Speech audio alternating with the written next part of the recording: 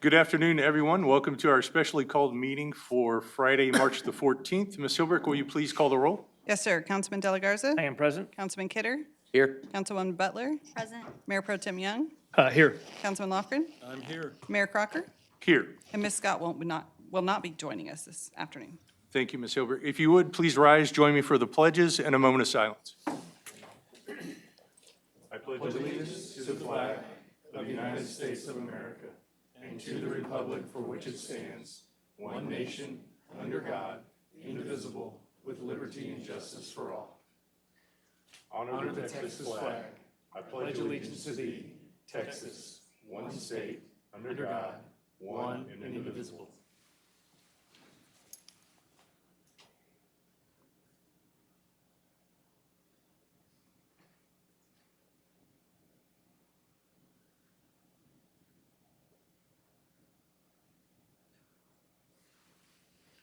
Thank you. Please be seated.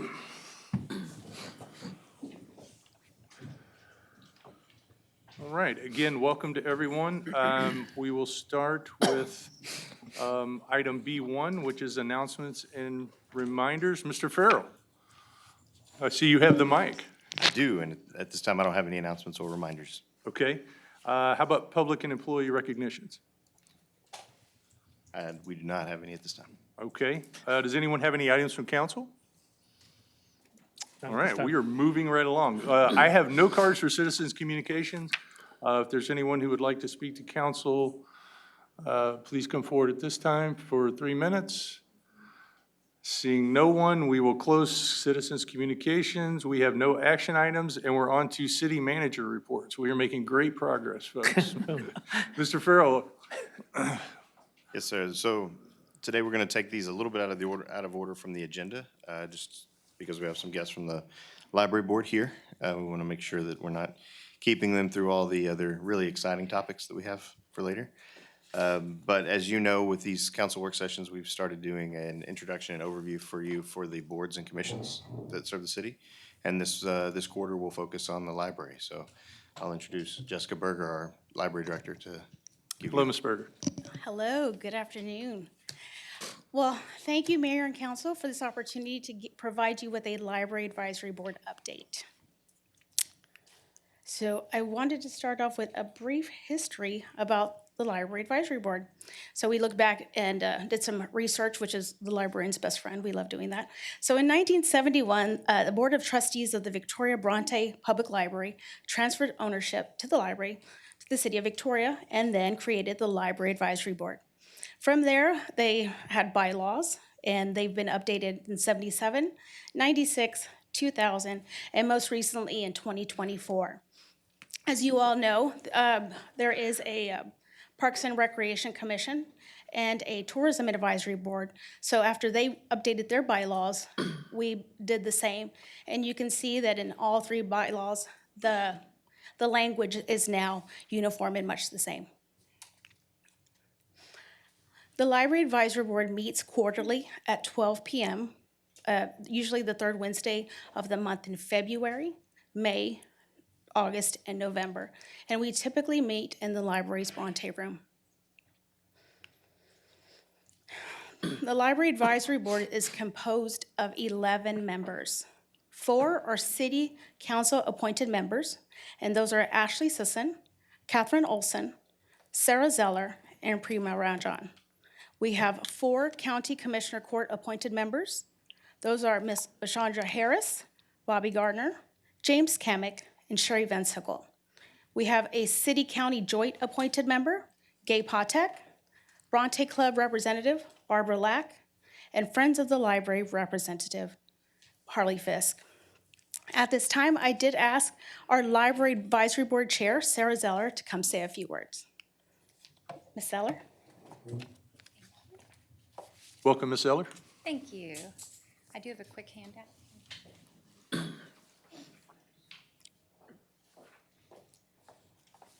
Good afternoon.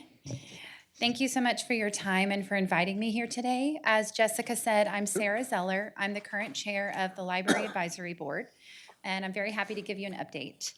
Did you know that in 2024, in Victoria, Texas, Only 1 out of 3 eighth graders were reading on grade level. I will have more info on that for you later.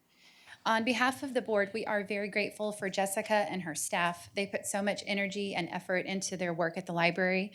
They are obviously enthusiastic about their jobs. They display excellent teamwork. The library is in fantastic shape. Every time you walk in there, it's peaceful, clean, calm, and welcoming. They help everyone who walks in the door, and they're always looking for ways to improve the library. So we enjoy working with them. I also really love working with this board. All of the people who are on the board, from county commissioners and appointees from you, city council, they're just fantastic people.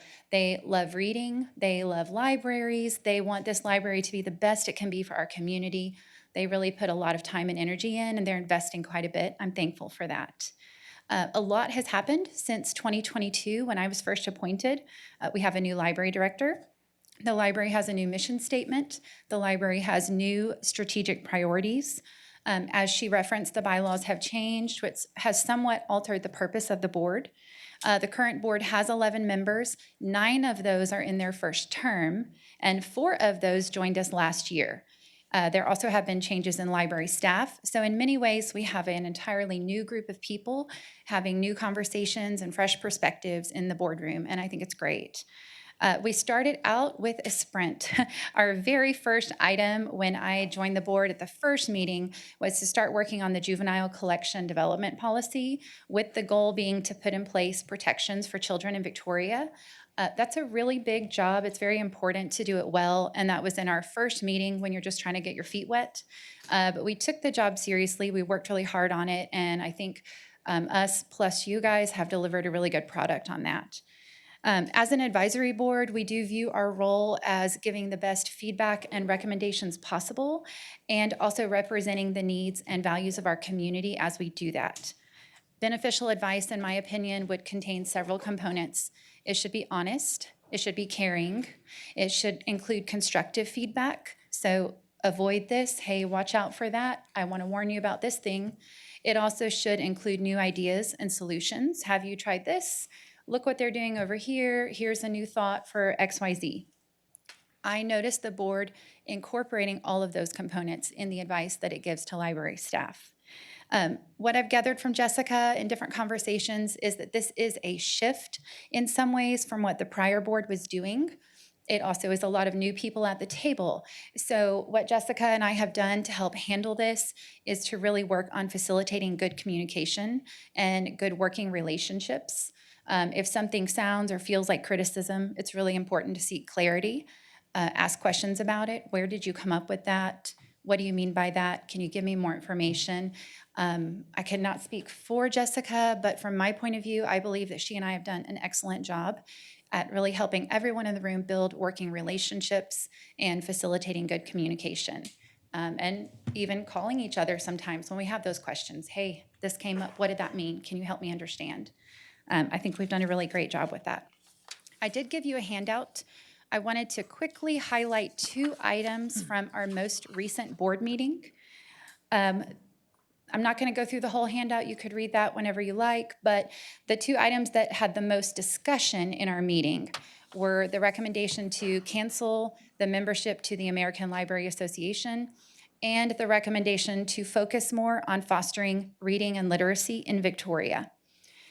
The biggest concern with the American Library Association is related to its overarching views and philosophies as an organization. They have truly veered away from the tradition of neutrality in librarianship. They now promote some divisive views. They will promote some ideas heavily and suppress others. For example, the ALA promotes teaching sexuality to young children. They have even designed trainings to help librarians know how to include that teaching without parents knowing about it. This is clearly out of line with the values of the people of Victoria. The ALA also believes that children have a right to access anything, even pornography. They have even sued the federal government when funding was tied to the requirement to put content filters on computers that were used by children. So they do have a history of this. This concern with the ALA is also coming up nationwide. There are many state libraries that have left the ALA over these concerns in 2023 and 2024, including the Texas State Library Archives and Commission has also cut ties with the ALA. You also see professional librarians canceling their individual memberships with the ALA and forming new associations because they want to steer the library profession back to neutrality. I was only aware of bits and pieces of this until our subcommittee started bringing this up in November. I've done more research since then. We also discussed this quite a bit in our meeting. The board completely understands that our librarians here need access to continuing development. They need to be able to do trainings, and that is the main thing provided by the ALA for our local librarians. So that was one of our questions for the group. Jessica has explained they were unaware of these concerns with the ALA, so I'm extra thankful that our subcommittee did bring these things to light. Jessica also is very careful about the trainings that they utilize here. And she has told us they do use trainings from multiple sources, not only from the ALA. At the end of the discussion, in light of everything, all things considered, the board did vote to make their official recommendation to cancel the library's memberships with the ALA and to use alternative sources for trainings. The last topic that I want to briefly highlight for you also comes from our February meeting, and it's a focus on building literacy and promoting a love of reading in Victoria. Now, that could sound outdated or unnecessary. Haven't we already done this? Haven't we already accomplished this? But I do want to share some stats with you. Texas currently has the 4th lowest adult literacy rate in the United States. We also have the 4th lowest number of libraries per capita in the United States. There are also signs of these issues in our youth here in Victoria. I've seen the VISD STAR exam scores from last year, from 2024, and they reveal many concerns. In reading, all the way from 3rd through 8th grade, students here in Victoria, only 1 out of 3 were able to meet grade level standards for reading. That's huge. That's a major problem because reading impacts every other subject. It's going to impact your understanding of history, science, math, English grammar. And if you look at those scores, they're even lower. So we see that the reading piece is having a ripple effect and impacting every other part of education. In science, for our 5th graders, only 17% were at grade level last year. In math, only 23% of our students are at grade level. So it is a major concern for our city. Studies and experience repeatedly show that reading is one of the most significant impacts in a person's life. In fact, the value of reading itself, reading as an activity, is the reason libraries were created. Libraries are designed to help support and facilitate reading because reading can change a person's life. We need libraries to provide crucial access to reading materials, and we also need libraries to lead the charge and remind the public of the value and the importance of reading. Not only will it impact your educational success, it's going to impact your career and your relationships. We need a literate population for economic development. If companies are choosing to come to Victoria, they want to know that we have an educated and literate population. When families are going to move to Victoria, they are looking at our schools. They want to know how they're performing. Do I really want to raise my family there? So this does impact so much more than we might think at first glance. The library didn't create any of these problems, but I think the library can be part of the solution to these. It's the school's job to teach reading, but the library can teach us to love reading, and the library can give you reading materials right when you need them. Nationally, 4th graders, if you quiz them, 40% of boys, 40% of girls and 29% of boys have a positive view of reading, and the rates fall as they age. We have not shown them that reading is fun, that reading is enjoyable. We've taught them reading is only work, and you should only do it when you're forced to. I think the library can make a big difference in this area. Reading also will even improve your health. If you read in youth, the damage that you receive from Alzheimer's disease decades from now, is lessened just from the reading that you did as a kid. Reading a book a second time increases your new vocabulary by up to 40%. And for all the parents out there, your kids want you to read to them. Only 17% of parents still read to their kids after age 9 because they can read to themselves, right?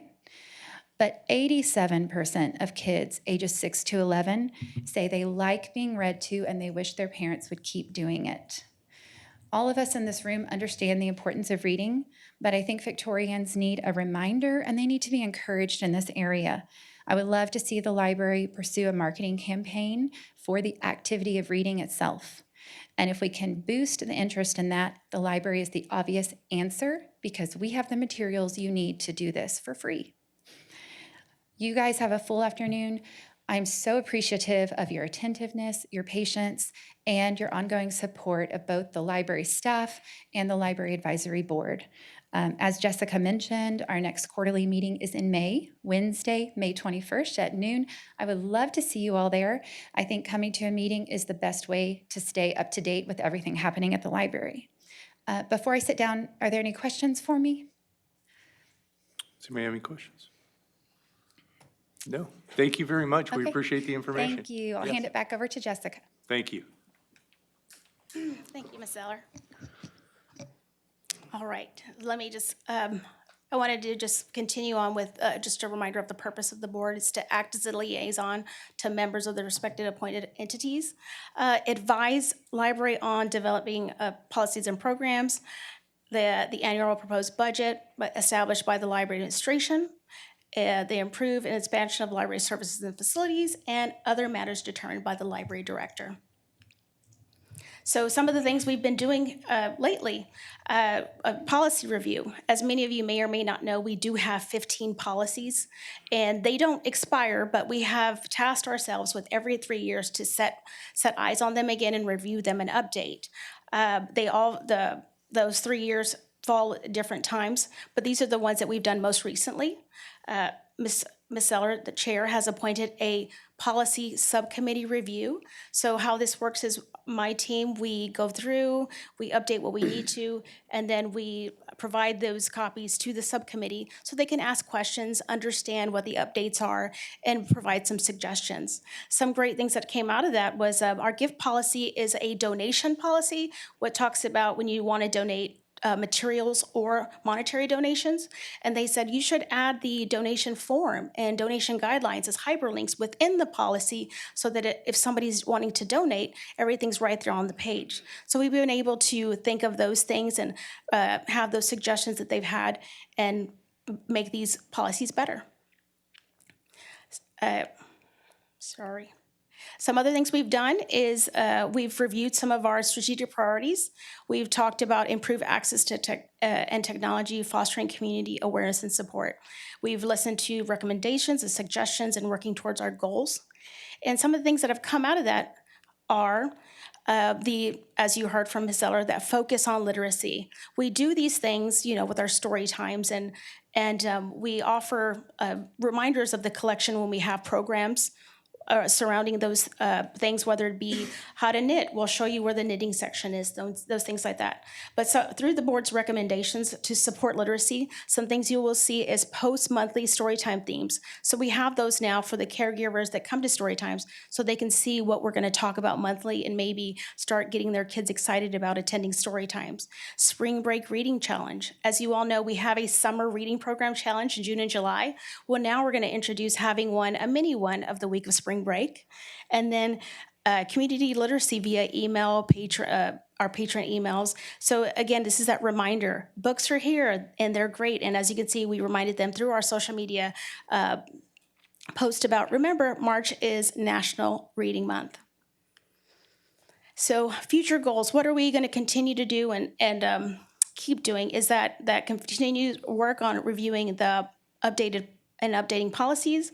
We're going to continue working on the other strategic priorities and keep talking about what we're working on and listening to suggestions of what else we can do to meet those goals. And then we're going to invite the board and invite you all to come help us celebrate our 50th anniversary. The library turns 50 this fall, and we will have programs and celebrations dedicated around our anniversary. I want to take this opportunity to thank you all for this time to speak about the Library Advisory Board, and thank you for the support you've given us this year. Do you have any questions? Any questions? No, thank you for the report, and, to echo Ms. Zeller's comments, reading is such an important thing, and we appreciate you guys being a good resource in our community, help promote that, and certainly that's a worthy cause without a doubt. So whatever we can do to help support that, let us know. Thank you. Yes, thank you. All right. Mr. Garza. Good afternoon. Back in the saddle. Yeah, we're gonna actually, for every item, is gonna be somebody different. Perfect. That's the goal. Keep me on my toes. So we're gonna get back into it and go back into the order of the remaining items. And so next up is an update from David on the capital improvement plan. I will, just as a heads up, and I'm sure you noticed it with the materials that we sent ahead of time, but this is normally the time of year where we obviously also provide an update on where we are with current projects, but we actually start to talk about the projects that we'll add in outer years. And so if we stick to the 3-year CIP planning window, going into fiscal year '26, we'll be formally adding projects to fiscal year '28. And so we're gonna start talking about some of those. And so I encourage you to review those lists in detail so that if you do have recommendations, suggestions, et cetera, we have plenty of time to explore them and discuss them. But, David? Thank you. Good afternoon.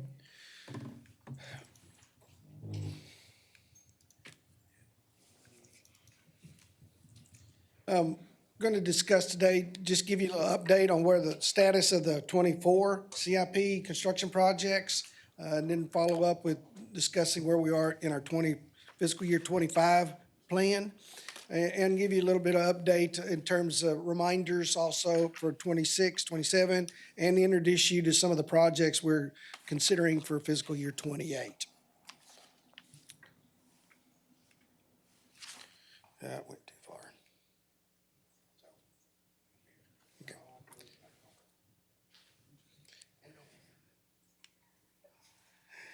Okay, our fiscal year '24 construction projects. Currently, we are undergoing construction on Phase 1 of the street improvements in Tanglewood subdivision. That is anticipated to be completed sometime early November. Our College Park subdivision paving and drainage, that will begin in April. The work will start taking place around St. Joe's High School, St. Joseph High School, start out replacing curb and gutter so that in June, once school is out, they can come in and start actually doing the road repair and have that part completed by the time school starts back up in late August. The 2024 street rehabilitation project, Bridle Ridge subdivision, the Phase 3, that work is complete. That's on the northern end of town. The Vista del Sol subdivision, that one should be completed by the end of April. Right now, everything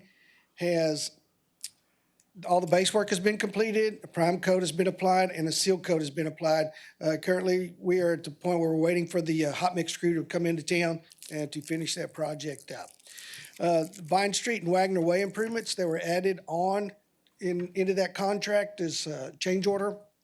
Those improvements are being constructed as we speak and should be finished by the first week in April, if not sooner.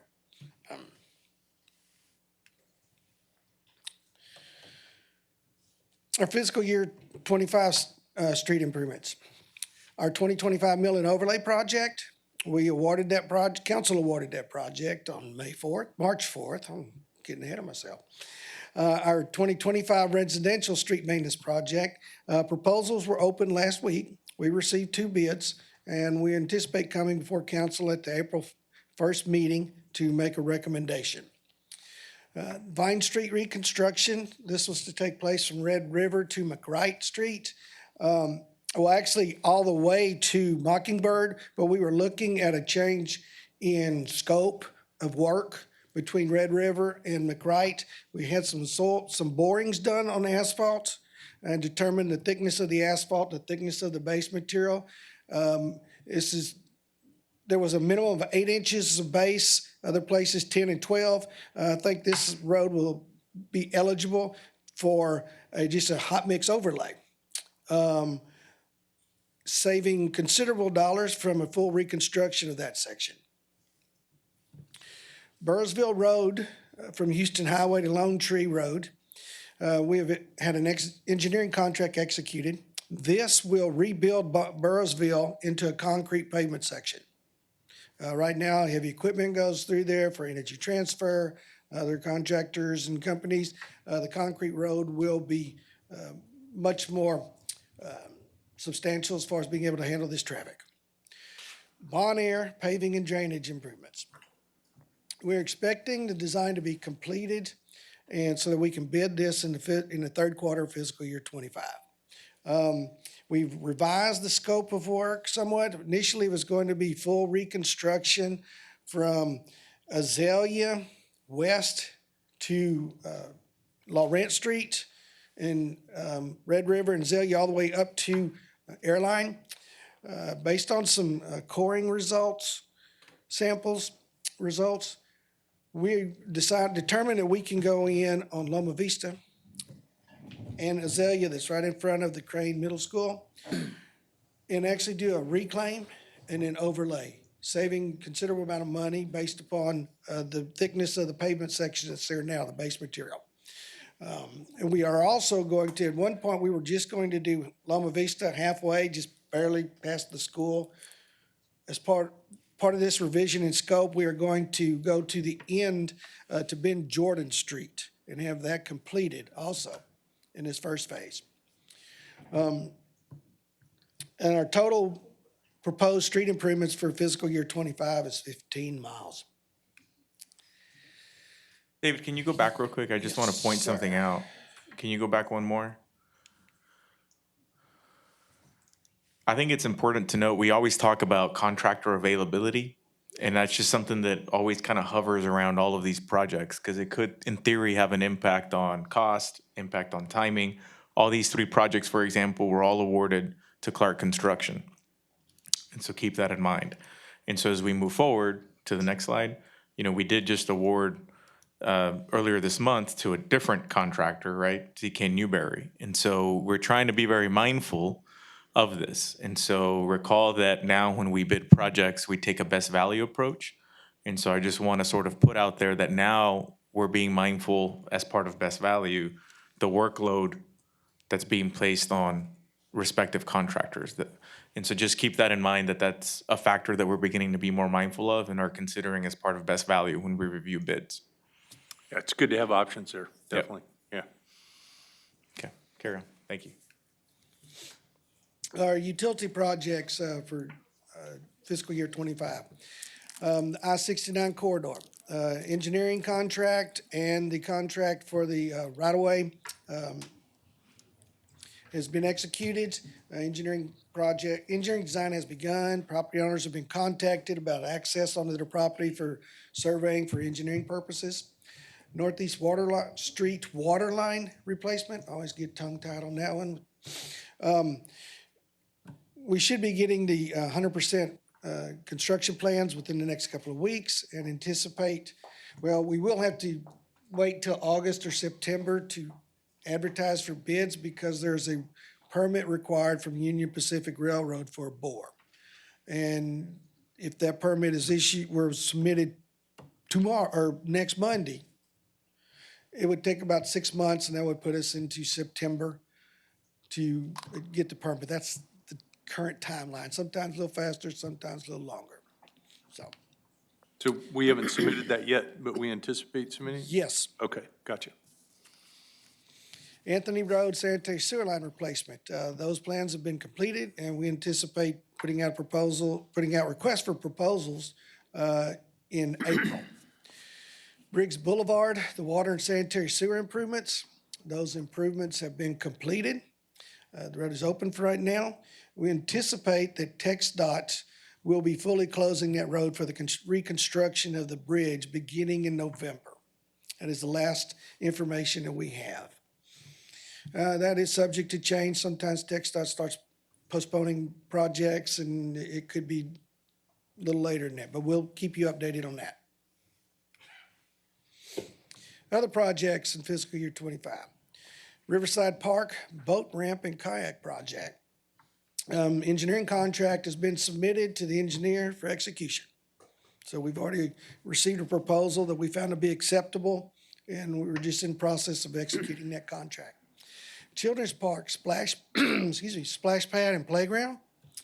A design firm has been selected, and we've been discussing the scope of work so we can receive a proposal from them. At the Lee Tracy Park restroom. This was actually not part of our CIP program, as part of the park's budget, but this will be really appreciative by all the parents that take their kids to the splash pad or the playground beginning next week in spring break. That restroom will open next week. So, street lighting improvements. From fiscal year '22 through fiscal year '24, approximately $750,000 were spent replacing high-pressure sodium lights on various poles by AEP and Victoria Electric Co-op. We have $250,000 to spend this year as part of the CIP for lighting improvements. What we're anticipating right now is spending about $100,000 for tree maintenance and mast arm extensions, getting the lights further out closer to the streets, trimming the trees back so the lights can distribute better. Also, we're looking to install some new LED light fixtures beginning on the south side of town, working north, which was the same way in which the lights were replaced from high-pressure sodium to LED.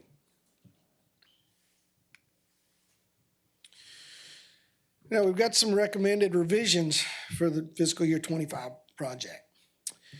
We'd like to add in some engineering design for replacement of a 16-inch cast iron water line on Constitution, Craig, Forest, Washington, and Commercial Streets. This water line is currently slated for construction in fiscal year '27. The reason we want to bring it, originally, we were anticipating being able to do this design in-house. Current staffing levels, we won't be able to get that done. Also, we need to replace, we've got some proposed street improvements on Commercial Street, but we need to replace the water line under there before we do the street improvements. So we're going to kind of bring this project forward a year or two, get that work done, and we'll push that section of Commercial Street, or that whole section of Commercial Street, to another year. To help pay for this, we would like to postpone the engineering design for some water line replacements in Sycamore and Willow Street area subdivision. That project, while it needs to be done, it's got 2-inch water lines that are running in backyard easements. Our plan there is to construct 8-inch water lines and tie everybody over into the front, in the streets. It can wait a year or so. Other projects to move, the GLO MIT projects, we have no idea for sure when GLO is going to give us an approval to start anything. The last word I heard is it's going to be sometime in '26 before any approvals for construction will be given.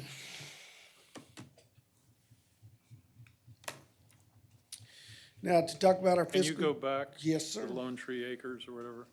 Do we have the easements to take care of the drainage? We're working on Yeah, that now. technically, not yet. But we're working on Yes, sir. Yes. that. Okay, thank you. You may recall that in order to acquire those, we had another project to complete related to the same owner, so we're working on that.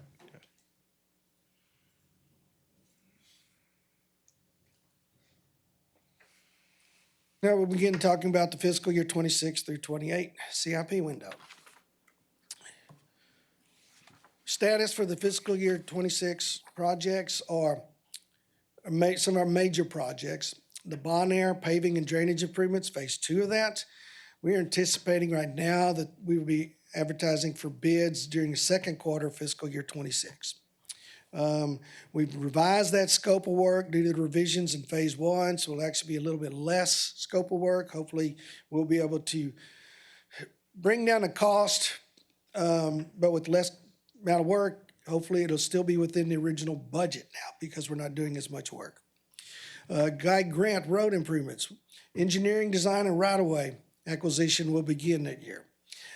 Same as North Street, Phase 3, which is running from Laurent to Ben Jordan in front of Patty Welder. That's going to be our first section that we plan on doing. We will begin engineering, design, and right-of-way acquisition along there. And our total proposed street improvements for 26 is 15.5 miles. Just as an update for you, these are the various streets that we are proposing in fiscal year 26, residential streets for improvements. Terra Vista subdivision, Greenway Park, Salem Crossing subdivision, Bottom Street, Power Street, Liberty Street, Church Street, Bridge Street, and Sam Houston Heights. Various thoroughfares that we're proposing to work on is Ball Airport Drive, Lone Tree Road, Hanselman Road, Glasgow Street, Edinburgh Street, Juan Lynn Street, Southwest Ben Jordan Street, Miori Lane, Guy Grant Road, and North Street. Guy Grant and North Street will be, full reconstructions that we've discussed as other projects. Utility projects we're looking at in 26. This is looking at replacing we're saying we're replacing the Mockingbird sanitary sewer line. It's actually going to be a rehabilitation. We propose to go in there and do a trenchless rehabilitation of that line where we don't have to actually excavate, tear up the street, and divert and traffic and such. The Sycamore Street and Willow Street water line replacement, that was originally, no, that is on 26 now. Sorry, I'm getting ahead of myself. We did move that back to 26. Airline Road, sanitary sewer line abandonment. This is some sewer lines around Airline, Laurent Street. They are running in backyard easements, and all the services go out the back of the house to those easements. We're going to tie all those services, replumb them around through their lots to the front of the house to tie into some existing sewer lines that are out in the street and get it where city crews can access them for repairs. I know those existing lines are in service now? They are in service now. Okay. The Regional Wastewater Treatment Plant headwork screen, that is part of the GLO MIT project grant. We're anticipating we'll be able to begin construction on that project in 26. Other projects we're looking at for fiscal year 26, Riverside Park Boat Ramp and Kayak Project. Phase 1 of this project was for the engineering design. The city has received a grant from Texas Parks and Wildlife for the design of this project. Once we get this design, we'll be able to make a better determination for a construction cost estimate. And then we can discuss how we go forward. I imagine for sure that we are going to be applying for grant funds. But before we do that, we probably need to look and see what this will truly cost and how we're going to pay for the city's portion, because I don't believe that the grant will cover the entire portion, the construction cost. Children's Park Playground and Splash Pad Project. The splash pad should be constructed in fiscal year 26, and we're looking then to construct the playground improvements the following year in fiscal year 27. That has been the plan all along as far as making that a two-stage, two-year project of construction. Street lighting improvements, this is going to be citywide, some more tree maintenance work and mast arm extensions. We're looking to also install some new LED fixtures where we've determined that areas are lighting deficient. Our recommended revisions to 26 plan CIP, we add the engineering design for the Sycamore and Willow Street water lines. We actually do the construction replacement of the 16-inch cast iron water line on Constitution, Craig, Forest, Washington, and Commercial. We will pull the mill and overlay for Commercial Street from Moody to the Inn out of the original residential street maintenance project that was proposed for that year, and move that and add that into the group of streets in 27. And we will also we will be moving the construction of the Willow Street and Sycamore Street water lines to fiscal year 27. Before, real Yes, quick, sir. before we get to fiscal year 27, I know that some of you are probably wondering, okay, this is great, we're talking about these future streets, but I have streets, that I'm interested in, what's the process, how do I bring those up? I know that over the course of the last couple of years, several of you have brought up certain streets. So for example, Councilman Butler, you brought up, I want to say it in Spanish, Tonto Circle. Jan Scott, who's not here, she's brought up Secretariat Street. I think Dr. Young in the past has brought up streets in Springwood. And so what I think might be appropriate is for you to think about, if there is a street that is important to you, regardless of the reason, please let us know. Because now would be the time for us to take that suggestion, recommendation from you of a street that's important to you, and we can estimate it, and then we can possibly have conversations about swapping out projects, pushing out projects to add the ones that are important to you. Want to make sure that your input is verbalized, expressed, and taken into account as we fine tune and finalize this program moving forward. So if you think of a street, please let us know. Obviously, we're not deciding anything today, but let us know if there's a street or two that's important to you that is not on the lists that being presented today. Jesus, if we have a question regarding one of the projects that are on the list, is that something that you would like for us to take to both of you outside of this meeting, or? Yeah, I mean, if you have questions, meaning, I assume what you mean is maybe question like, why is that street there? Why is that street included? Things of that sort, or how did it make the list? Or potentially a possible change. For example, the alley in Benchmark serves one residence. I understand from that resident that they've approached the city because they would prefer to have access to their home from the street versus the alley. And that's been denied previously, and I'm wondering if there would be some cost savings in simply adding a driveway for access to the street versus repair of an alleyway that only serves one residence. So that alleyway has come up throughout the years, right? And council's opinion on this alleyway has shifted. Because currently it's not in anywhere, right? It's in it's in. 27, 28. Okay. It's in one of them. Because I do recall it's gone back and forth, on whether we include it or not for the same logic that you just described. Are you suggesting that we remove it? I'm just wanting to have some dialogue about it to see whether there is cost savings when we're talking about adding projects, postponing others, if there's some cost savings to be had there, if that's not a priority and simply installing a driveway would make more financial sense so that we can utilize those Yeah. funds We for other could- projects. Yeah, I'm having a hard time visualizing this driveway concept that you're describing, so maybe it is best to talk about it offline so we can ensure that we're talking about the same thing and the same issue. Because for us, it was not solely an issue of access. Because I believe the garbage is also picked up through the alleyway, I believe. Picked up on the street. So, well, from my understanding, it's picked up. So, part of it was the garbage truck access part of it. But we can talk offline about it in more detail, because that one certainly is a little complex. Thank you. Yeah. It was just a question. No, fair question. But if you or others have questions about any other project that maybe isn't as complex, feel free to ask those now or later. Either works. Well, it brings up another issue. I've always thought, and in my neighborhood, there are alleys, and the garbage trucks go down the alleys. And garbage trucks aren't meant to go down those alleys. They're small, and they don't, and I'm sure they ruin the alleys eventually.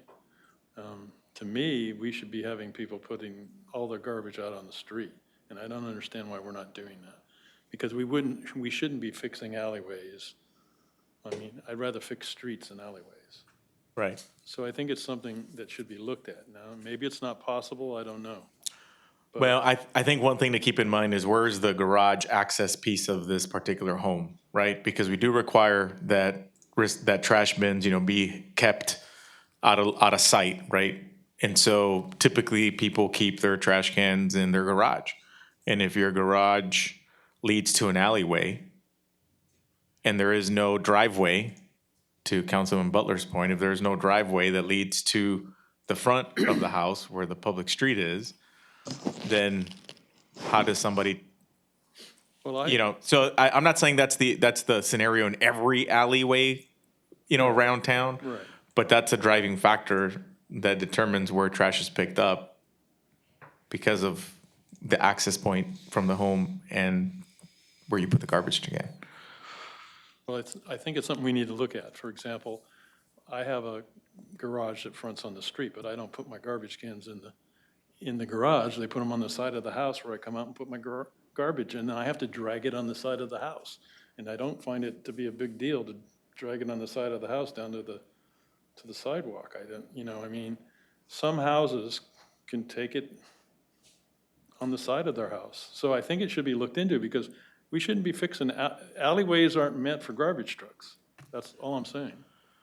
They're Yes, too- so they're too I narrow don't, and I they don't intend to support the kind of weight. go, like, we can talk about it, but some Let's alleyways talk about have, it later. some alleyways have utilities, Right. have utility easements, right? Right. And so maintaining decent access through the alleyway is important for somebody, even if it's not the garbage truck, it might be a utility crew that needs to access for utilities, or a utility company because of utility easement, right? And so regardless, even if we pool the garbage trucks from going down the alleyways, it would still behoove us to ensure that alleyways are in decent shape for other reasons why we need to access the alleyways, right?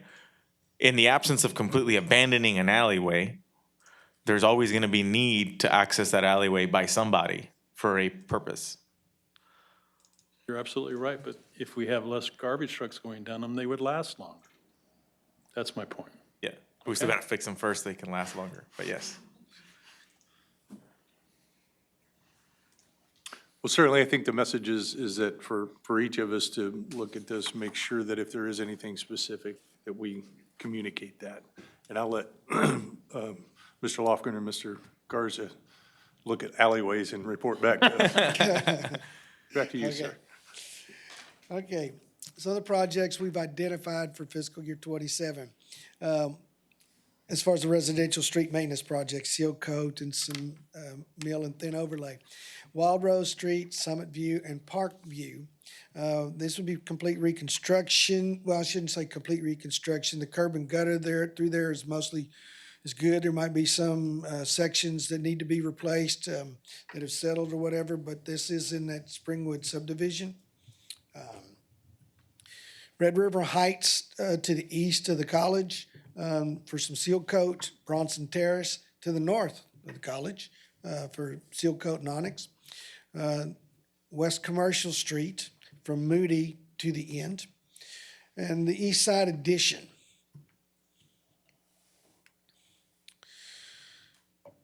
Thoroughfare streets that we're proposing are John Stockbauer from Ben Jordan to Mockingbird Lane, and continuing on John Stockbauer from Mockingbird Lane to Salem Road. And North Street Phase 3A would be the street reconstruction in front of Patty Welder High School up to Avenue C, from Laurent to Avenue C. Utility projects, we would be replacing the utilities on Guy Grant from Mockingbird Lane to Salem Road. That would be the first phase, if you want to call it, toward the Guy Grant street improvements. The utilities need to be replaced prior to the reconstruction of the street. Same thing, North Street Phase 3A utilities. That's going to be a timing issue. We want to issue the contract to start the construction on the utilities early on in the fiscal year and begin the street work right after, as soon as that is completed, that they can move in and you don't have two people on top of each other. Airline Road, a 20-inch water line replacement.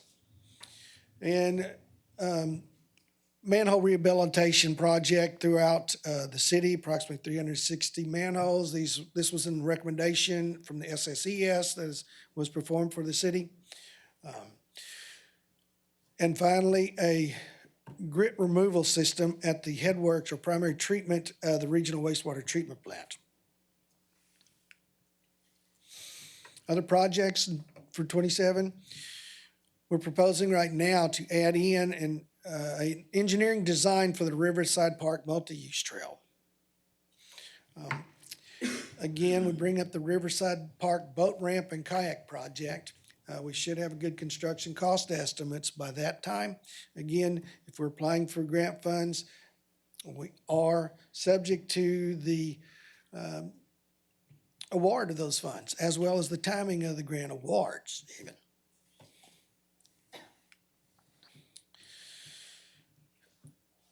Now we go into fiscal year 28. These are all new projects that we've not presented to council before for consideration. We've got a total right now of $23.2 million that we can spend on these improvements. The residential projects, there is 3.62, about $6.2 million total between the maintenance and some reconstruction of some residential streets. Right now, the streets that I have listed there,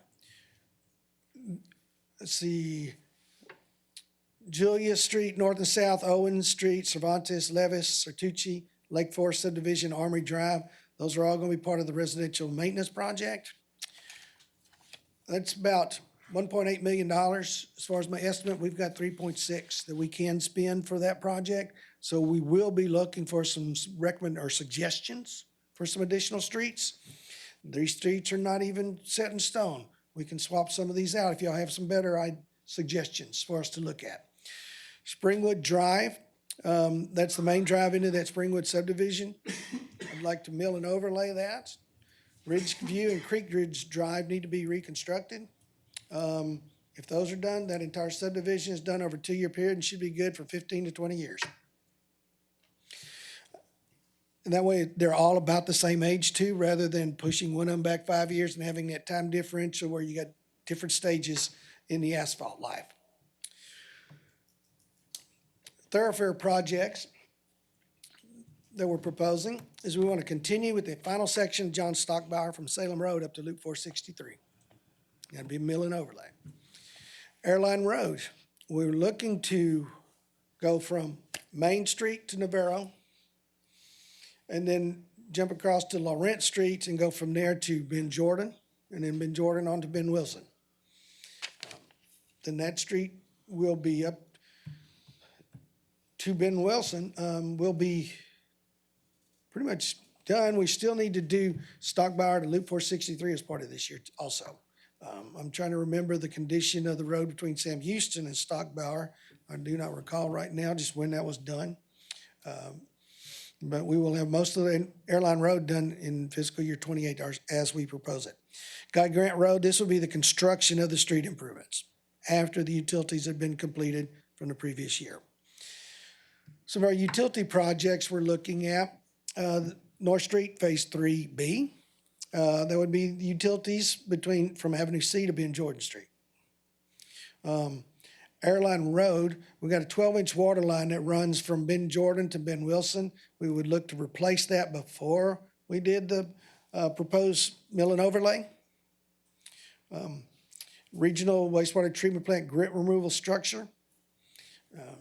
And sanitary sewer main rehabilitation project for lines that were identified through the SSES. I have a question on, Yes, sir. on the Guy Grant Road project. I know we have it in two pieces, utilities and then the streets. if memory serves, and it doesn't always, but it may in this case, there was also some drainage work associated with redoing that road There was, for that drainage that feature would be that with the goes through street Shenandoah? construction portion of it, would be streets and drainage improvements. You know, we'd combine the storm drainage there with, when we're doing the actual paving improvements. There Is that were what your question is? There were two elements to it. There was a street element to it, and then there was an element that was a little bit more upstream or downstream associated with a trail. I think Downstream. that's what I'm thinking. I'm thinking of the drainage feature that goes through that Shenandoah subdivision. Right, that's related to the trail, and we're actually planning on at the first meeting in April, Katie is gonna spearhead a presentation to you related specifically to the trail, which does impact that element of drainage, because we plan on applying for the TxDOT set-aside grant for Okay. that part of it. And so you'll get a presentation on that aspect of that project at the first meeting in April. Okay, so that drainage would be part of that project? Part of the not trail these- project, correct. Got it. That's what I Yes. was trying to figure Yeah. out. Okay, thank you.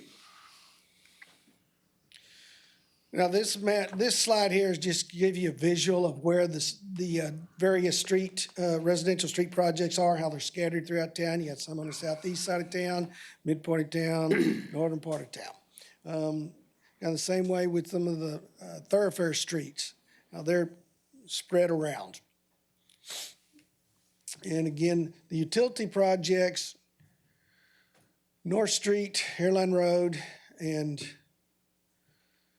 well, off the map, I think, with the regional wastewater treatment plant on this one. The sanitary sewer main rehabilitations, being that we're looking at proposing to do those throughout citywide. We're unable at this time to provide any kind of location on the map for that.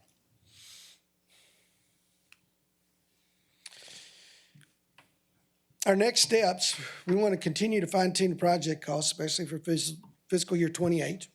So we can try and develop and include as many projects as possible. We'd like to come back before council in May, present to you what our findings are, ask for some additional input on priorities on some of these streets or utilities. And then we'll revise this plan according to that and come back to you in June with a finalized plan, proposal. And as I alluded to earlier, part of this fine tuning, not only is the project cost, but obviously receiving some priorities from you, so that ideally, by the time we get to the May meeting, we've already incorporated some options to consider that take into account streets that you'd like to see added. So, Prior to the meeting, start of the meeting, I'd handed each one of you this little handout, which is essentially the projects we've been looking at for the fiscal year '25, '26, and '27. There's comments in there about whether we've moved some back, moved some forward in the years, and that's sort of just for your reference. I don't know if it'll, hopefully you'll find it helpful. Yeah, any questions, other questions? No, I don't think so. Thank you so much. We Thank all you. have homework to make sure we identify streets and relay Thank you. those to the appropriate departments. thank you, David. Thank you for the information. If that wasn't enough information for you for today, there's plenty of more to come. And the next two topics are, I wouldn't say relatively new topics, but they're topics that we haven't discussed in a while and, but are important to you. And so you may recall, for those of you that were on council, when we last went through an action priority item exercise that we go through with our planning department as part of the 2035 comp plan. The latest revision of that was adopted in February of last year, and so I recognize that was before our two new council members joined the group. But as part of that exercise, topics around water and drainage rose to the top. And so because of that, we incorporated we added dollars to the fiscal year '25 budget to continue exploring how we implement the drainage master plan that was adopted a few years ago, but also some funds to undertake a large water study. And so the first item that we're going to take up is related to the stormwater drainage update. This presentation has two components to it: a recap of the drainage master plan, because again, we haven't talked about it in a while, probably the first time our two new council members get exposed to it. And then Ken will introduce the folks that are here to talk about the actual stormwater from New Gen Strategies. Ken? Thank you. A little bit about storm drainage. Drainage is only a problem when it rains, but it can be catastrophic. I think we all know that and seen it across the U.S. Without proper drainage system, with continued maintenance, events can impact the residents and the customers. Number 3, drainage reduces drainage problems, and we need to develop a long-range plan. During the development of that plan, we always focus on, I call it the 3 highest priorities: places that flood, or residents, home structures that flood, then erosion, property loss, of course, and then aesthetics.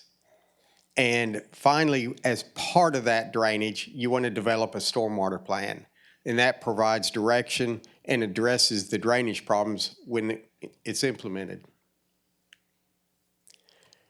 Back in 99 and 2007, it took that long to get this first master drainage plan completed. It was a very big, intense master plan on this one. And during this master plan, we looked at the floodplain ordinance review. We looked at the criteria and design manual. That's part for engineers and for construction groups to look at as they're working on subdivisions or streets. They did a complete hydraulic and hydrology GIS models, very intense modeling, and a lot of time went into that. Structural and non-structural measures to reduce flooding. And then the big couple of the items that came out of this was develop strategies with cost estimates for improvements to city drainage system. And then the focus out of this first master plan was on capital projects funded with CO bond. And that's important to remember. These are large projects that we did in 2003 timeframe all the way up until about 2010. If you remember, some of those projects was the West Outfall. We redid that ditch, the hard part from Airline all the way up to the other part of Airline, that Gabion structure behind Walgreens. And then we went up through the neighborhood. The primary purpose of that one was homes flooding the area behind the Old Town Plaza, which is now UHV and OLV. Lone Tree Creek improvements, that was another large project where we incorporated the detention basins that are out there to reduce downstream flooding, but also improve the creek and some of the structures going under it to reduce the floodplain impacts. And also, that was our hike and bike trail, all incorporated into that. And then the last big project, again, all capital, was North Crest Drainage. And that was just a monumental to, again, a lot of homes that flooded. This reduced their flooding, cleaning out ditches, new culverts, and underground drainage. I want to emphasize the part, all bond issue. And this took away from some of the street projects that could have been done and other projects. Then in 2021, we hired Civil Tech and Urban Engineering to do an update. Things that changed, why an update? Mitigate flooding areas, new ones that we've seen, increases in impervious cover, intensity. Everybody looked at new modeling and things. Did our models that we have change because of rainfall intensities? And then future development planning. In that scope, they completed a review of the master drainage plan, and then they helped us a lot as far as the city. They took all of that work and dropped it into the GIS. They studied large undeveloped parcels, about 45 of them. That was a big part of it. Recommended updates to the criteria manual. And they evaluated the major outfalls, earthen and lined. They evaluated performance of existing storm sewer system, and then the capacity of our roadside ditches and effects of sedimentation. Following with that, our major outfalls from that storm drainage update. We have about 93 miles, that's a lot of miles, of just large outfalls, and that's both lined and earthen. The earthen channel failures and sedimentation, they identified isolated sections with about 239,000 square feet. Cost to repair was estimated at $1.5 million. They looked at concrete line failures, again, isolated areas, And total repair is about 33,000 square feet, and cost to repair is 1.2. My note at the bottom is real critical because they focused on really isolated sedimentation areas. But when you look at an earthen channel, if you just go fix that isolated area where you may have sedimentation, you're going to make a bigger mess to get to that, to clean that out. So we looked at, in lieu of just picking up pieces, is look at the earthen channel. Let's reshape it. There's a lot of standing water in many cases, sedimentation, erosion. That's a key factor. And then we also looked in concrete is, again, same scenario. Some pieces of the concrete line channels you can do in pieces, but others, there's undermining and other effects where you can't just stop in the middle. You have to go to a bridge section or a box culvert section. The next part I want to talk about is storm sewer performance in the update, and they evaluated that. We got about 195 miles. That doesn't include the big box culverts. And they recommended televising and cleaning storm sewers, about 133 miles, less than 36 inch. They also looked and said, all the pipe that we have that's less than 18 inch ought to be upsized to 18 inch. That's just good standard practice, easier to clean. They don't silt in and plug up as often. 49 miles equal to or greater than 36 inch. And their televised and clean recommendation cost was about $16.5 million. Replacement of pipe less than 18, $39 million. You're seeing these costs starting to balloon up when it comes to drainage. We've started 2 years ago with an in-house program to clean some of the smaller pipes. We've got a limited staff, limited crews. You'll hear me talk about staffing issues, but we are cleaning some of those smaller pipes and some of those isolated areas on a reactive basis. You'll point out to that little arrow, that's an inlet. And now is a good time to know that's why street sweeping is important, leaves. And it's great that we're talking about it today.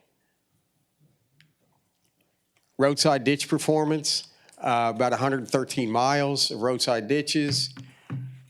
23 miles are priority at $3 million. Driveway culvert replacement, 16 miles, you got 3 miles of priority at another 9 million. Cost for cleaning and regrading, 15 million. Culvert replacement, this gets really big, 43 million. And we have our crews to do that in-house. We're getting about 7,000 feet a year. Reactive and proactive, that's feet, that's about 1.5 miles, so we got a long ways to go. Recap, this is where I talk about, and I'm going to be real quick, just want you to look at the total is 128 million. And that's of what the update focused on. There was a lot in the first master plan of big projects. That's not including in this. So there's even more when you look at big drainage projects. It's not even in this. This is part of this study, part of my part is to go over and find out what can be identified to really focus on this drainage rate analysis. And looking back, I wanted to focus on the storm drainage update, so we follow a master plan. And these are some of the things that we came up with on our overall map is storm sewer cleaning in 5 locations. And those are them. Oh, and yes, those are them. About 10 locations in outfall maintenance, some phased over a couple of years. And then some concrete lining repairs, again, 5 locations. That's the map that's in front of you. It's a lot easier to read than looking at the small map on the screen. Show you some pictures. Here's Jim Branch outfall. This is Project A. This is part of where you can see it silted in and some concrete failure as it's going across some kind of structure. Jim Branch, and again, another section of Jim Branch, the second part, again, you can see where there's not maybe as much silt, but you see that effect if you need to clean it and reshape it to get that flow and that capacity of that open channel back into what it should have been. North outfall, this is a little piece in front of the I call it Fairfield Inn. Focus on the bottom part, right where the shade and the sunlight hit. That's where the concrete side panel has lifted up. And that's the part I wanted to talk about earlier, is that water is getting underneath that. And that's why you can't just do a small point repair here, because you're gonna open it up and you're gonna see, uh-oh, we got a cavern. Where do you stop? Well, theoretically, it should stop at the bridge. So you go from bridge to bridge and fix this undermined channel. Another one is west outfall cleaning, and this is where the gabions were installed. It just needs some cleaning. I want to point out that west outfall I show in multiple different phases, A, B, and C. This is a unique creek, unique channel to Victoria, in that you could do any one of them first. There's no reason to do downstream. Typically, you want to go downstream up when you do drainage. This one's unique in the fact that it could be done in any order. So keep that in mind as you're looking at these projects. This one's unique in that aspect. And this is also the creek that is right next to the new public safety building. We have Ben Jordan. This is one that is truly an isolated section. It's just blew up, and we need to fix that section to get the flow back to maintain, and so it doesn't get worse. Like that. This is the drainage budget that's in front of you. Gilbert did that, so I'll give him the credit for that. More Gilbert. This is the list of all the projects. Some of the things I really want to quick hit on before I introduce our next speakers is the mowing and vegetation. That's part of drainage. You want to keep the grass down. It improves the flow, reduces flooding. And we want to increase frequencies for us. That's part of, in this plan that we're going to look at that I'm showing you, is how to fund it, is increase frequencies. Street sweeping, same thing. Then the next section is the infrastructure maintenance. Storm drainage pipe cleaning. You've got a bunch of them in there that we know we have flooding issues. And then the outfall maintenance is the next section, and then the concrete lining repairs.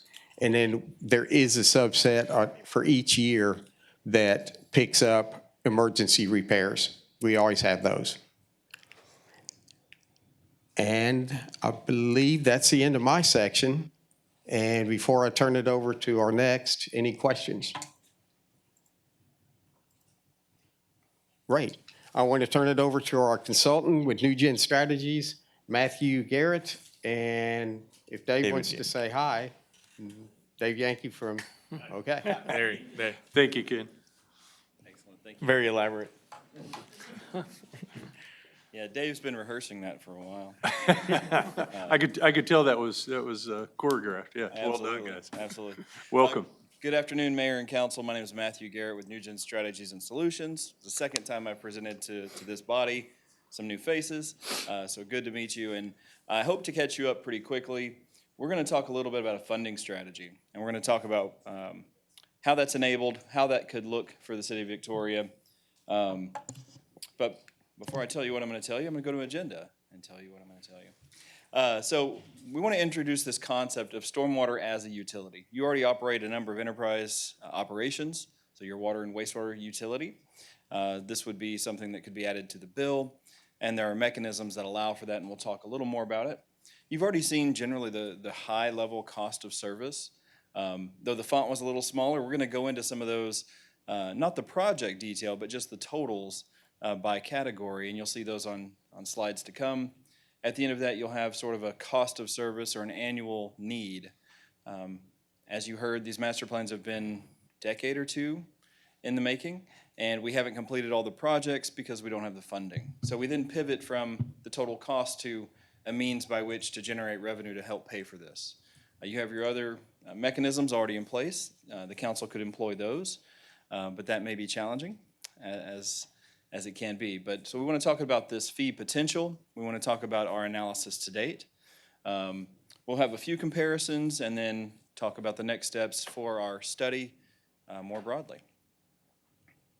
So we were engaged in 2023. Obviously, we started shortly after that. We came back and presented sort of a 101 workshop to council. What is this going to look like? What are we going to do? What are the nuts and bolts? We can actually circle back for new members. If you have any questions, I'm glad to address them, so please interject as we go if I'm moving too quickly. Since then, our team, along with the Wolpert team, Wolpert Engineers, acquired Civil Tech, and so it's sort of the same team that helped on your last update. They've been looking at the impervious area along with Adrian and Ken, some of your other staff members here. And then today is an update. So like most utilities, your water and wastewater, your storm drainage, and your solid waste, they're essential services to your residents, to your customers, your businesses. The unique thing about utility is we don't really want to see it, right? Everyone wants to see the fire truck, and everyone wants to see the police cars and the SWAT unit if you have one. But you don't really want to see the landfill that much, and you don't necessarily want to be, the sewer plant in your backyard if you can avoid it, right? And so I love that Ken has already shared with you some of the pictures. It really helps for you as a governing body to see the things that are off the main drag or that you may not focus on as you drive over those bridges. But that's what we're trying to do, is to illuminate the need for this utility that doesn't exist yet and let you know that state statute allows for this city to create a utility to address these issues should you desire to. That statute specifically you'll see is section 552, subchapter C of the local government code. I certainly won't read you all the legislation that authorizes this, but we will talk about stormwater utility on sort of a basic level. It is a user fee. So the premise around setting user fees is they have some rational nexus to the service being rendered, right? The fee then has some measure of usage, just like you charge water based on consumption. This has a measure of unit that we'll talk about in a little bit that could make it an equitable fee. That's actually part of your charge as a governing body. If you're to impose a stormwater utility with a fee, that fee should be equitable and non-discriminatory. And so that's written into the statute. But the way we do this, we identify the eligible cost. You've heard Ken and his team have done that. I've summarized it on my slide deck. We identify a billing methodology. Currently, we've assumed the impervious surface area. Calculate, again, that buzzword, equitable unit rate methodology. So we'll show you what that looks like right now. And though we haven't come to you with a proposed rate, because we're, 70% into this project, you will see sort of some potential revenue with a few hypothetical rate scenarios. There we go. Somebody's driving for me. Okay, fair enough. Thank you very much. Am I in the right spot? So two big categories. Again, we're going to talk about cost, but at a high level, Ken's already given you the deeper dive. Okay. Quick draw, McGraw here. I apologize. So you have some existing staff time that is spent on drainage. You don't have a drainage utility today, but it doesn't stop the rain from falling.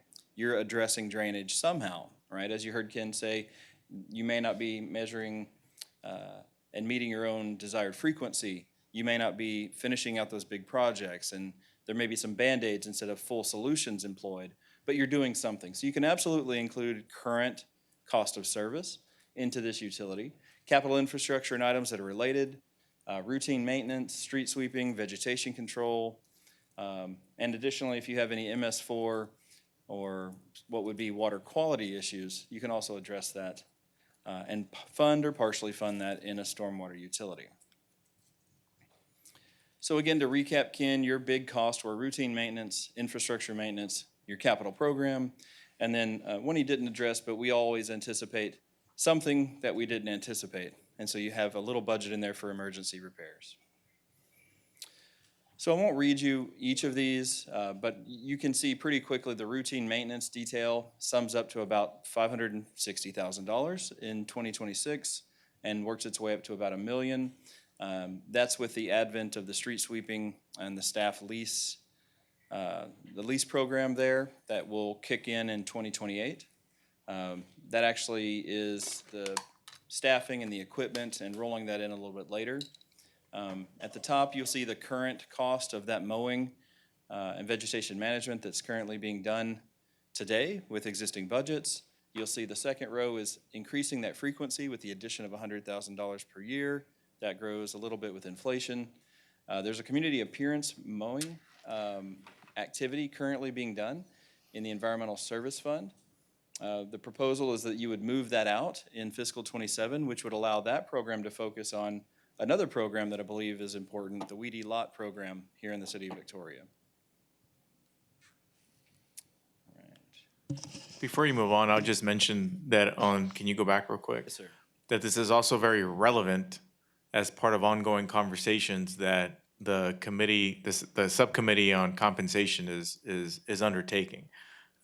Because as we talk about how are we going to basically either have new revenue or create financial capacity to commit to ongoing expenses, this presents a very unique opportunity that if you were to proceed with the establishment of a stormwater utility, the quote-unquote freeing up of these funds could be utilized for other purposes, such as compensation. And so it's all connected in some way, shape, or form to that effort as well, and so I just wanted to make that clear to you. Please carry on. Point, yes, thank you, sir. So on to that next section, infrastructure maintenance detail. You see sort of the main projects listed there chronologically, starting at Mockingbird down to Nimitz to Navarro on Mesquite. You'll see the asterisk on the small pipe cleaning is currently being done in-house. This is another item currently funded in the general fund that could move to this new utility and be funded by the dedicated revenue stream for this activity. Currently that's not 100% dedicated, right? The crew that's using the vac truck today is committing 3 to 4 months perhaps to that activity.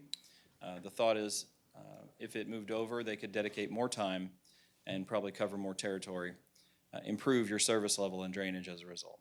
Okay. All right, now sort of a list of projects for the next several. I won't read them all to you, but as Ken pointed out, there are multiple sections to these large outfalls. As he pointed out, actually, we can do section C before A, before B. You'll see on the first row. But this just gives you another order of magnitude. In the first several years, it's $700,000 to $800,000. I trust by the year 2029 and 30, we may have identified other projects. But right now, it tapers down a bit in the current estimate. So engineering and concrete lining, he showed you some examples of that. Here are the sums. One larger note on here is the engineering and surveying right-of-way acquisition. We need to do that up front for some of these. And then you'll see the north outfall specifically broken into 2 sections is a higher price tag in years 4 and 5. So again, another $500,000 to $1 million for the engineering and concrete lining capital program. So here are those totals, sort of all stacked up. It's about $2.4 million to just about $3 million as currently planned. Any questions about the detail? Okay, fair enough. Thank you. Sure. So we do have a net benefit generally to other funds, as Jesus already mentioned. In the general fund, we aggregated those here. You see it's about $573,000 up to $600,000 over the 5-year period. If those costs were moved from the general fund, obviously it frees those dollars for other general fund purposes without decreasing and then sometimes increasing service level. Environmental Service Fund, we touched on that already. That's the community appearance operation that we would anticipate would focus more on your Weedy Lot program. And then lastly, in the Water Wastewater Fund, we have some minor cost in years 1 and 2 and a little bit higher cost with that equipment coming on later. That would free up dollars for that utility. So it's sort of putting all the cost where they belong once you've made this opportunity to designate and fund utility in utility. And so that really is it for that side of the equation. We look at cost and divide by units. The rest of this we'll talk about units and rates. But before we transition, did you want to say anything here, Jesus? No. Not now, okay. So I could tell he wants to, he's just saying no. I've been practicing that set for a while and didn't, I apologize. That's, Sorry. I may have been a I'll wait miscue. until there's a specific slide. We have a that- better one. The choreograph on the wave was better. No, that was, yeah. My apologies. No, it's cool. I had a note, I thought I was there. So now we're talking about stormwater fees. Again, the costs don't change. It doesn't matter how you fund them. If that is the desired service level of this governing body, you'll fund it somehow. And you have your other mechanisms already in place. But if you want to entertain a utility, the utility has a few ways to fund it.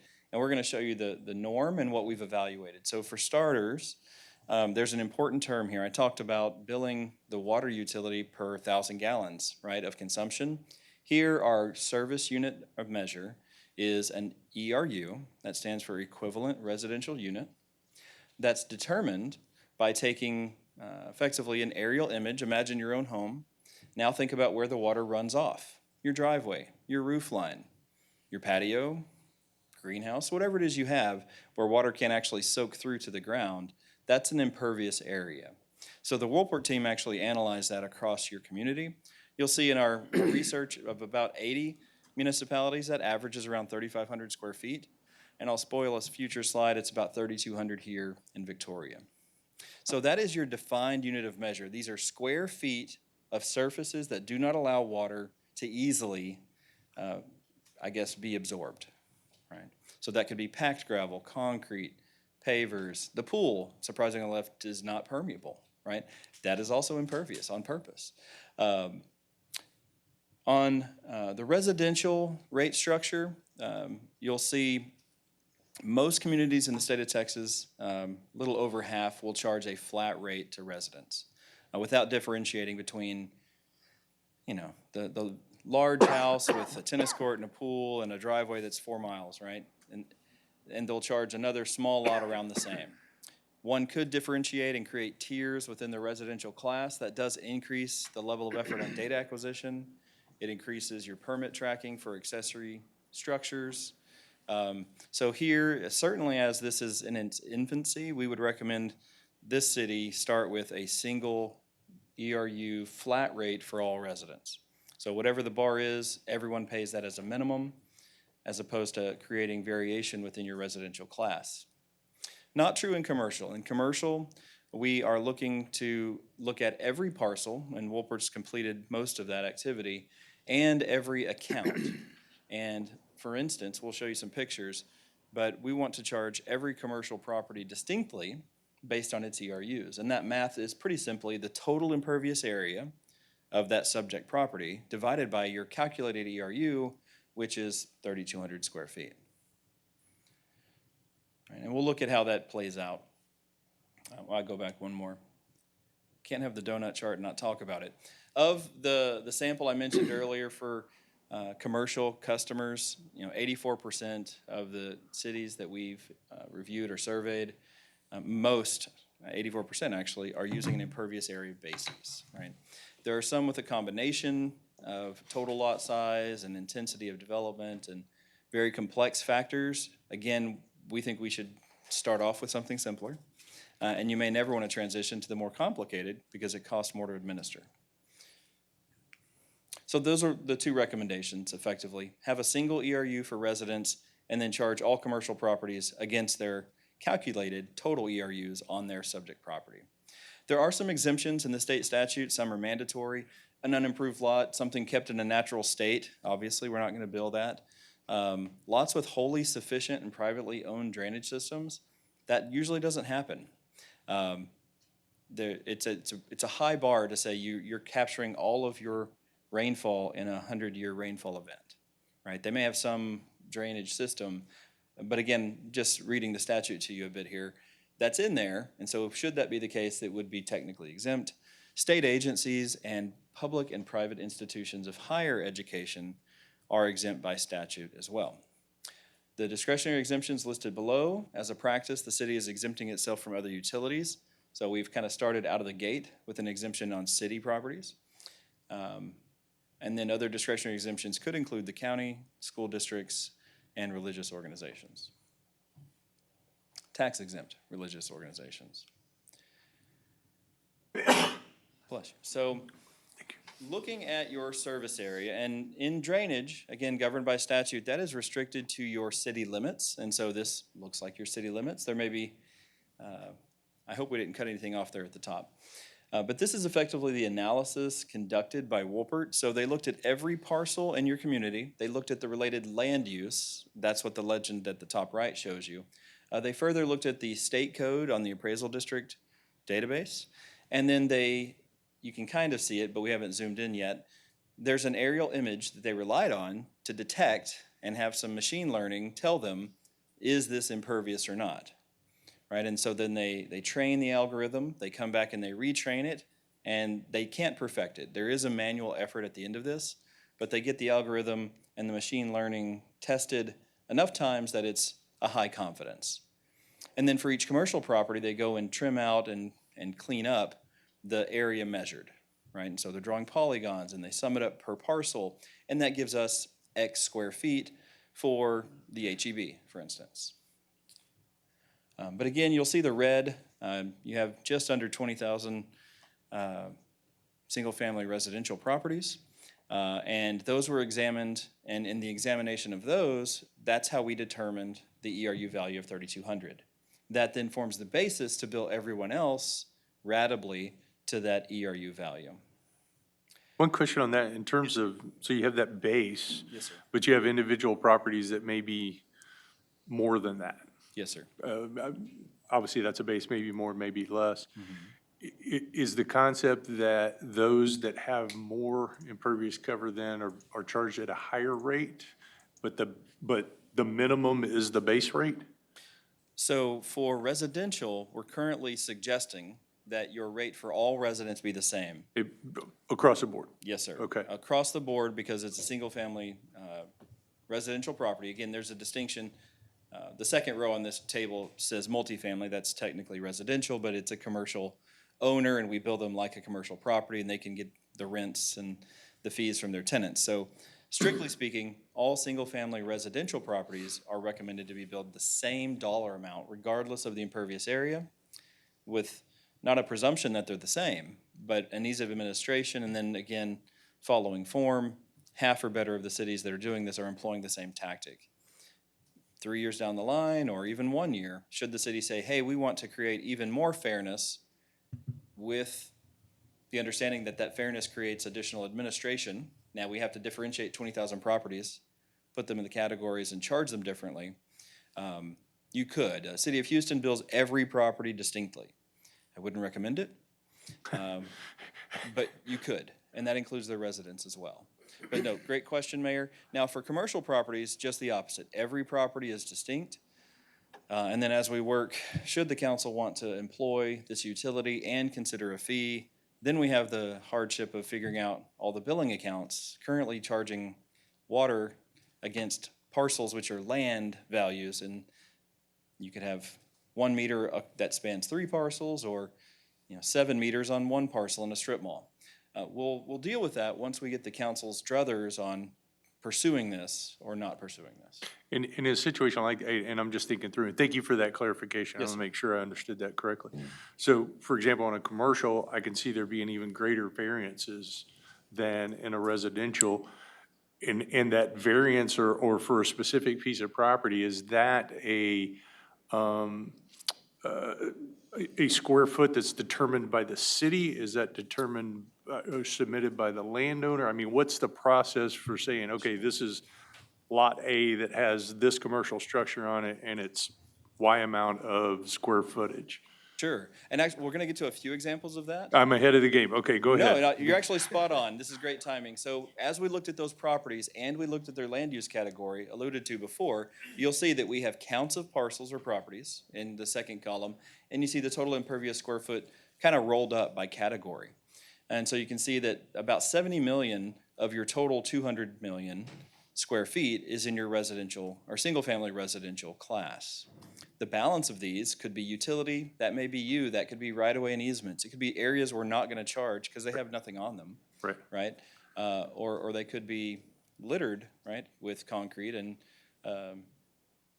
who knows? But we have a lot of instances throughout your city of different parcels with different uses. But those get broken up into subcategories, and actually each parcel is distinct and has to get assigned to a billing account later. That said, you have 123 million total square feet. If you divide, again, that amount by that 3,200, you end up with 38,400 billing units. So now we're just talking about packet, right? How much can we bill? And we'll get to this in just a second. And I think, Mayor, this is on point. So this is an example property.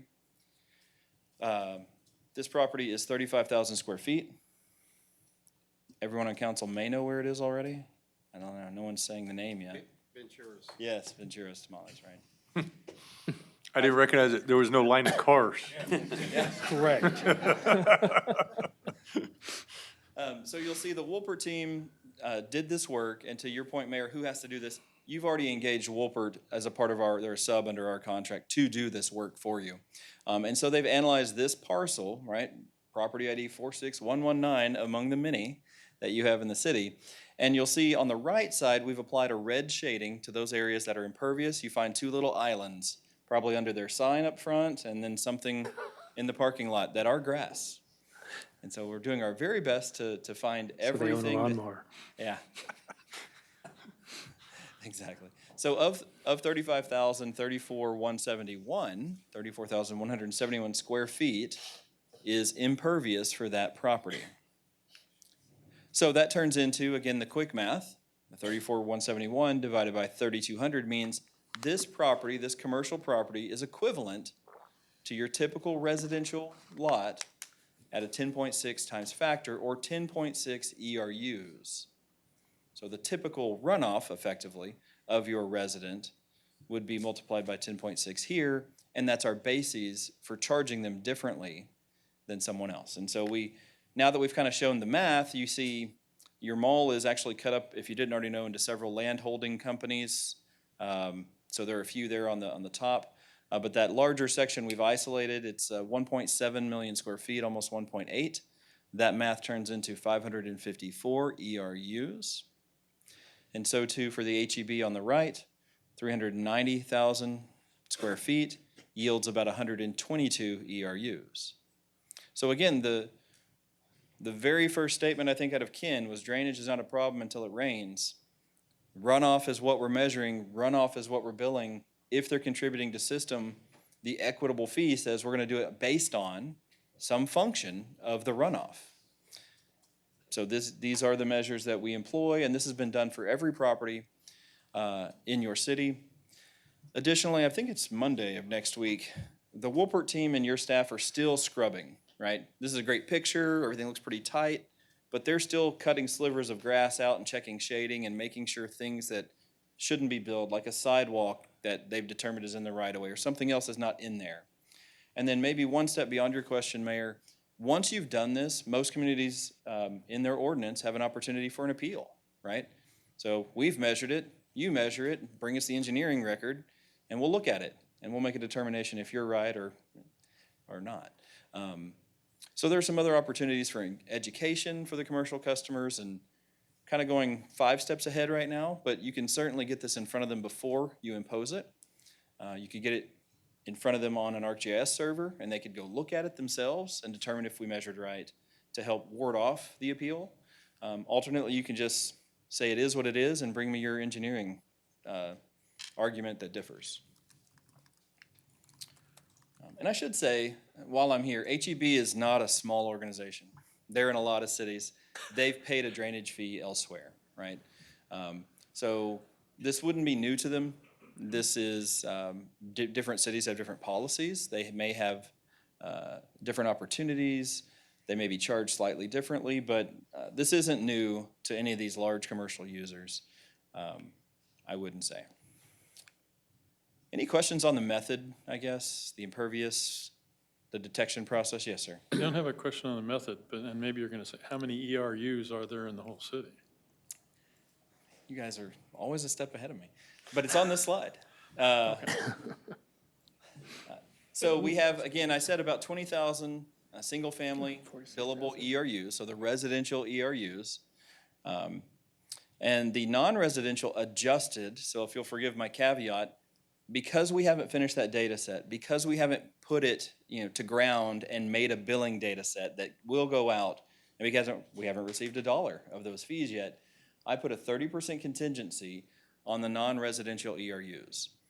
And so if you recall, I think we were around 34,000 actual ERUs when I did the math against 23 million. I'm sorry, 38,400. We pared that down substantially, and all of that 30% is effectively here. We know how many residents you have, but we took 30% off the top to get to 46,848. At roughly 50,000, we know that's roughly 600 per year. Our $1 would net 562,000 in that first year. The rest of the math is pretty simple at that point: 2 times, 3 times, 4 times, 5 times, and so on. And so you'll see at the top of the continuum is an $8 fee per month. We aren't recommending that. It's just in the relevant range that we've seen across the state. It's well over the cost of service that Ken's brought before you. But again, the math was easy, so we presented it here. So when we get to comparisons, you're not the only one doing this. We do have a stormwater trends report. It'll show you 70 different, and it's online if you'd like to look at it, 70 different cities, what they're charging, kind of how they're charging, and some of our other analyses. We pulled out what we think is a representative sample, either regionally or by size perhaps, but it represents a range. And so you'll see San Marcos is relatively high. We didn't cherry pick. Lubbock would have beat them by, what, $6 or $7? And then Corpus Christi recently increased. Cibolo is at $7.50. Schertz at $5.20. I helped Bernie implement several years ago. It's probably time for them to look at an update. Portland is relatively recent, and Seguin, we assisted them, I guess, 2 years back, and it took a while to adopt. So some comparisons of other cities. And I'll just say that Kingsville, where I was prior to, they went through this process and established a new stormwater fee around 2015, which is around the time that I got there. And so even in a community like Kingsville, they, like the size of Kingsville, it sounds bad. And even in a community the size of Kingsville, they also have a stormwater utility as well. So is Lubbock the highest in the state? I think they're winning right now. Yeah, by far, yeah. It is very flat there. I've lived there.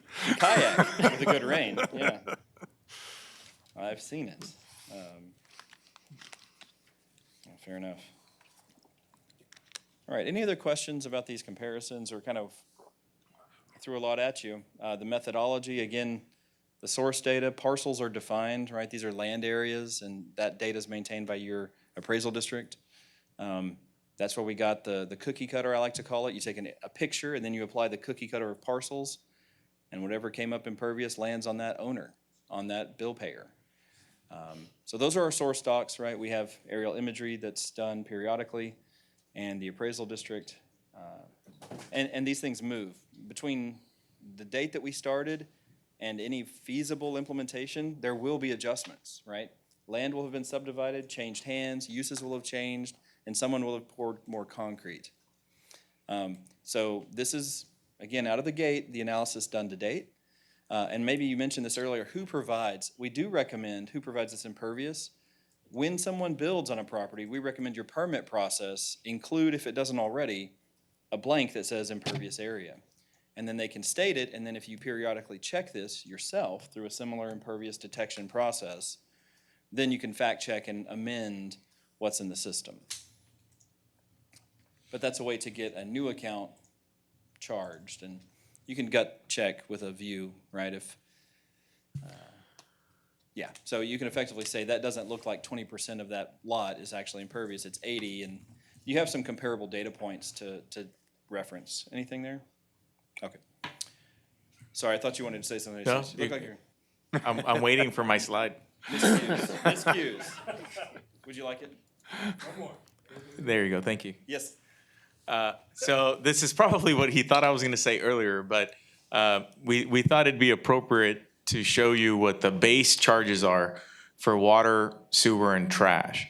So that you could see what those base charges are in comparison to potentially what could be a stormwater utility, right? I mean, based off of what we showed you that other cities have to offer, goes without saying that, our stormwater fee can, range from $2 to $8, right? We need to obviously have a conversation about that. We're not at a point where we want to have that conversation per se, because there are some factors that I'd like to discuss with you in our one-on-one meetings as a continuation of this conversation. But just think about what the base charges are for these other utilities and how it might compare with an amount related to the stormwater. We also made a commitment to you when we first suggested the establishment of a stormwater utility that there may be an opportunity to revisit some of these base charges from our other funds in order to help, quote unquote, soften, that impact to our residents. And so that work is ongoing, right? And so as an example, maybe there's an opportunity to lower a water or sewer by $1 on the base charge side, right? To help offset, potential introduction of a stormwater fee, right? Now, realistically, that's not gonna be they're not gonna cancel out. There'd just be no way to reduce these by the amount of what a new stormwater fee would look like. But it could help soften, that impact some. And so we continue to evaluate that. But we felt it was important to show you all these other utilities that we have and what their base charges are. Very good. Thank you. All right, so really the wrap-up slide, if there are no other questions about the detail, looking for your general direction or observations or questions tonight, or today rather, here in March. By June, our team, as I alluded to, will finalize the impervious surface area and the billing system inputs. I'll probably still want some measure of cushion or buffer. It may go from 30 down to 20, right? Until the revenues are in, I'm not as confident, but I'm a recovering finance director, and so I'm conservative. So we will continue to finalize the financial forecast and the cost of service analysis with your feedback, with staff's feedback, any other amendments through the 26 budget process up until June. We anticipate sometime in that process we could present at a budget workshop if you'd like, or your staff could present at that workshop as well. Ultimately, if you were to move forward, a draft fee ordinance, adopting utility and then separately adopting a fee, plus the additional public hearing processes required by statute, would happen sometime between October 25 and 26, with an implementation date of April 2026, just to make sure we do it right and it goes out correctly on the bill. And obviously, what would have to happen during that time as well is actual communication to the general public, right? I mean, there'd have to be a whole educational campaign to our commercial businesses, stakeholders, et cetera, so that they understand what it is, what it isn't. It would behoove us to have town hall meetings, with everybody to come learn about it. So there's a process that goes into that. I'll simply just echo what I mentioned previously, that in our upcoming one-on-one meetings, I plan on bringing this back up so we can take a deeper dive into the options for the fees, so that can be a factor in finalizing this leading up to June. And then just to share, our contract was actually for stormwater, water, and wastewater. And so just as the timeline goes, if you were to act as we just discussed on the drainage utility, you'd have approval around January. It would be implemented around April. And then the water and wastewater rate study would really kick off in May 2026, with an opportunity to not actually change water rates or sewer rates potentially until October 2027. And so, again, subject to what Jesus just said about altering rates, you may have the ability to stave off increases, you may have the ability to decrease them, and there are a lot more to come. So I don't want to say what will happen, but there are things that would be evaluated as a part of the water and wastewater study in that time frame, future in the year, or in May, later in the fiscal. Okay. So with that, thank you very much. I appreciate your attention, and we're still here if you have any questions. Okay. Does anybody have any questions? Matt, so $1 on that fee equates to about 600,000? Yes, Roughly? 561, yes, sir. Okay, thank you. I have a question. Has there been any legal challenges to this implementation in any municipalities? Like, we talked about Lubbock, and I know Lubbock had some resistance to that. Have there been any beyond Lubbock as far as? We are supporting a really large city with some ongoing litigation, but that's from a very particular, very powerful group, a specific utility that thinks some of their infrastructure actually does drain, and so yes, there's not that much resistance to the utility itself once you define the need. And if the need is known, and this is a funding mechanism that's more fair, and that's the consensus of council and your community supports that, no one likes a fee increase. But if we have work to get done, then it has to get funded. Great question. I can talk about other specifics, right, where we've had certain citizen groups and it starts getting labeled in a certain negative way that's not even true because it's a drainage fee. Anytime you do something different, expect change to be challenged, but I think we have all the answers you need to answer that challenge. And as Jesus mentioned, a proper public engagement process, working with a liaison to the key, frankly, the larger payers that this would be a large bill to. I don't know if your residents would balk quite as loudly as someone with a $1,000 utility bill, a new $1,000 utility bill or higher. But that's what we generally see is some pushback from those groups that are going to end up paying more. And then certainly a broader base that just doesn't want to pay any more for anything. And it's fair, it's their druthers, right? It's their opinion. But for this fee, how will you fund it if this council has said it's a need? And I think it's important, and I've done this with other communities, you need to establish the second, plan B then. Okay, you don't like this funding method, we need to do it. Here's the funding method. And so that's what I'd say about that. There are probably some specifics I could go into, but maybe deeper than the whole audience would care to hear. Thank you. Yes, ma'am. Very good. Well, thank you for the information. Certainly, there's a lot to consider here, and we'll do that going forward, both in our one-on-ones and collectively together. So, Thank you very much. Mr. Garza, I believe we have one more presentation, We correct? do. Would you Why like don't to take a break? Yeah, why don't we take a quick 10-minute break? That will put us back here just after 3 o'clock.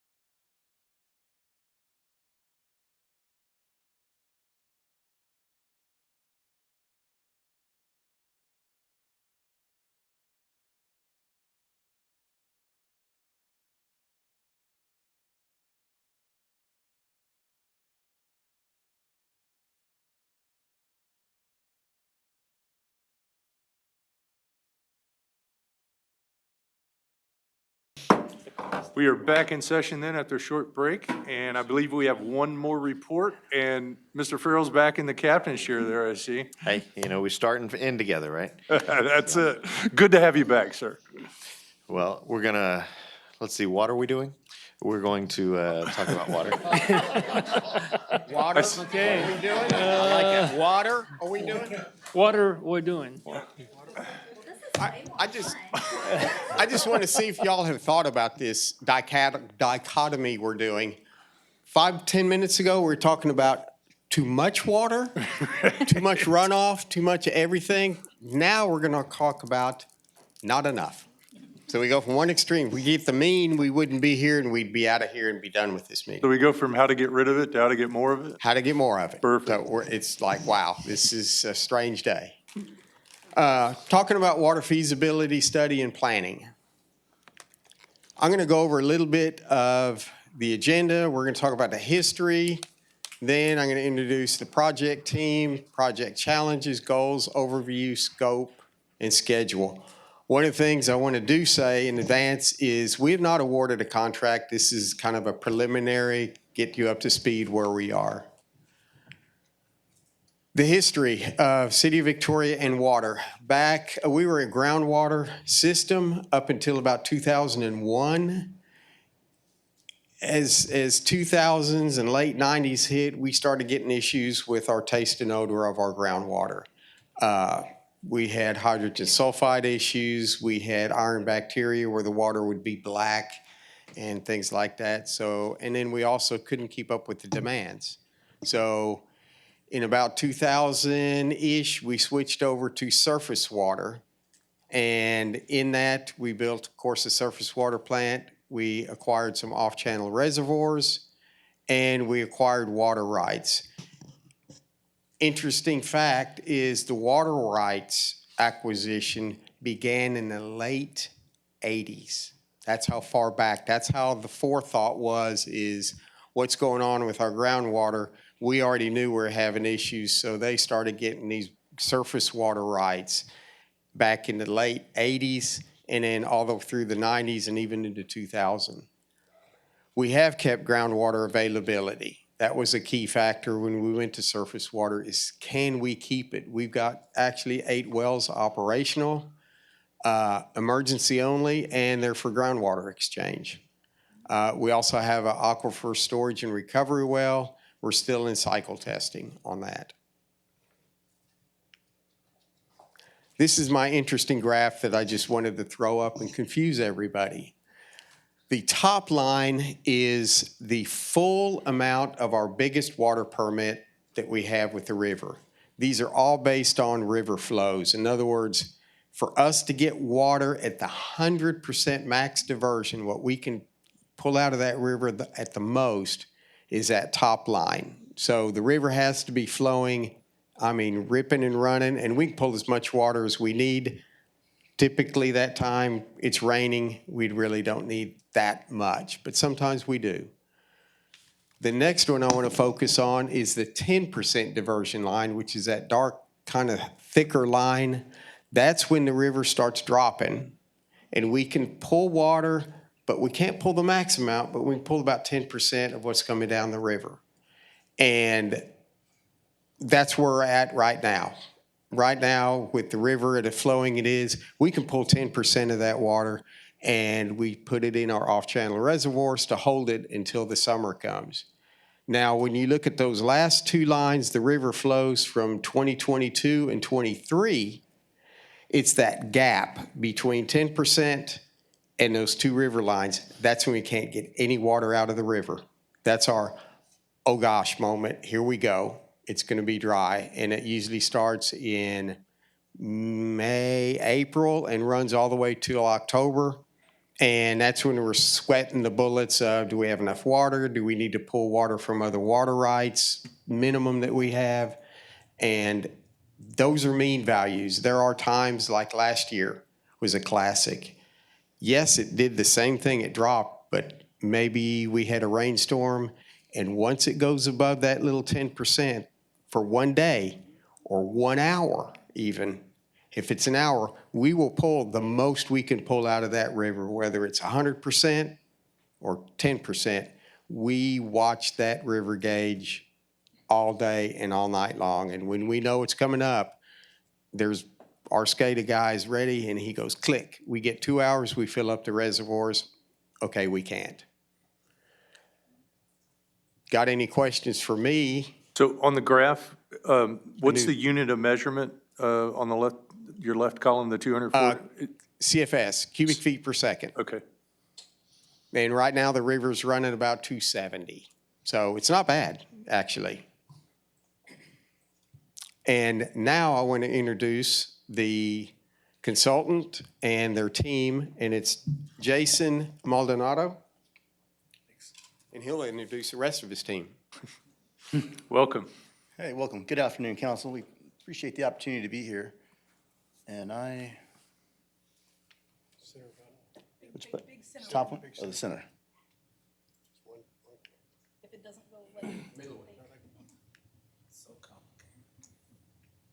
It's a separate presentation unless you combine them. There we go. There you go. All right. Jason Maldonado, I'm a principal with CDM Smith, and we are a national water and wastewater firm. And it went back after I had just gotten that. It's okay. There we go. So we are the prime for this particular project. We have experience doing this across the whole nation. I do have with me Ms. Jenny Bywater. She's going to be going over the technical aspects of how we're going to be doing this particular project. We've done these, like I said, across the whole nation, but more specifically here in Texas, some very comparable size studies. Groups like Round Rock, Waco, Sugar Land, Georgetown. We've also done some larger ones for like El Paso and Austin. I also have with me today Mr. Matt Glaze. He's with Urban Engineering.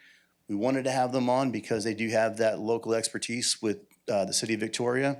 They've also been doing some water and wastewater modeling for them. We also have one last teaming partner, and that is Interra, and that is somebody who has had some experience with the Victoria Groundwater Conservation District, and they've also had some experience in modeling the Gulf Coast aquifer. So why do this kind of study? So it is very timely right now. If it's really not that hard to find on the news that you're hearing that the governor is wanting to take water from Houston and push it over to West Texas, or there's even talks from the Water Development Board trying to grab water out of Arkansas and then push it over to West Texas. So it is a very timely and forward-thinking type of study. At the moment right now, whenever the city's surface water supplies become restricted by droughts, it causes problems. And those droughts, whether we like it or not, they're starting to increase more and they're getting more severe whenever they happen. So finding an available water source and having that supply to be reliable and resilient is very important for today, tomorrow, and to be able to sustain growth and development. You can see on the graph below, there's a red line, and that's kind of your baseline for Canyon Lake. And you can see over the years how it kind of dips underneath there. So this has been a problem that's been going on for a long time. At this stage, I'm going to go ahead and turn it over to Jenny. She's going to go over some of the technical aspects of this, and we'll open it up for questions. Hello, welcome. Thank you. Glad to be here.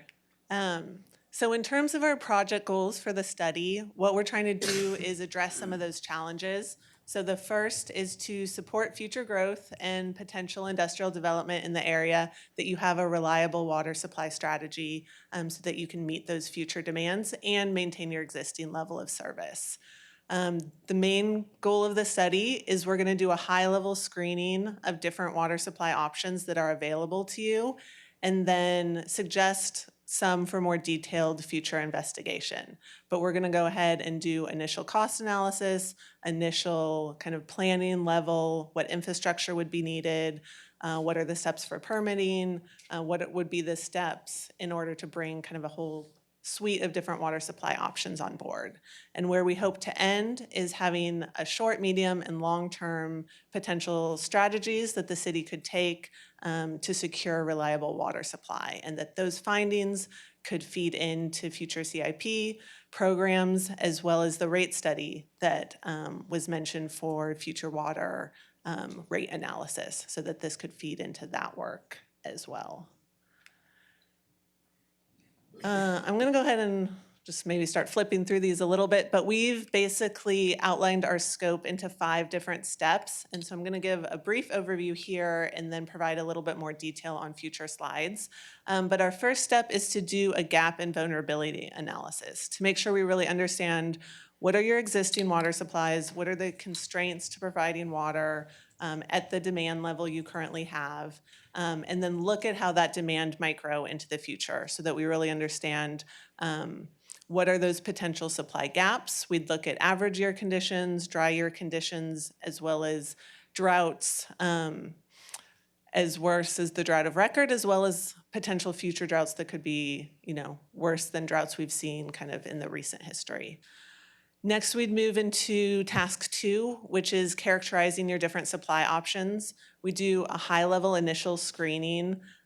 We want to start with all options originally on the table, so that people can't come later and say, well, did you think about this or did you think about that? We want kind of everything in the analysis at the beginning. Some of those will be kind of screened out quickly, but then we'll have a subset that will do that more detailed conceptualization.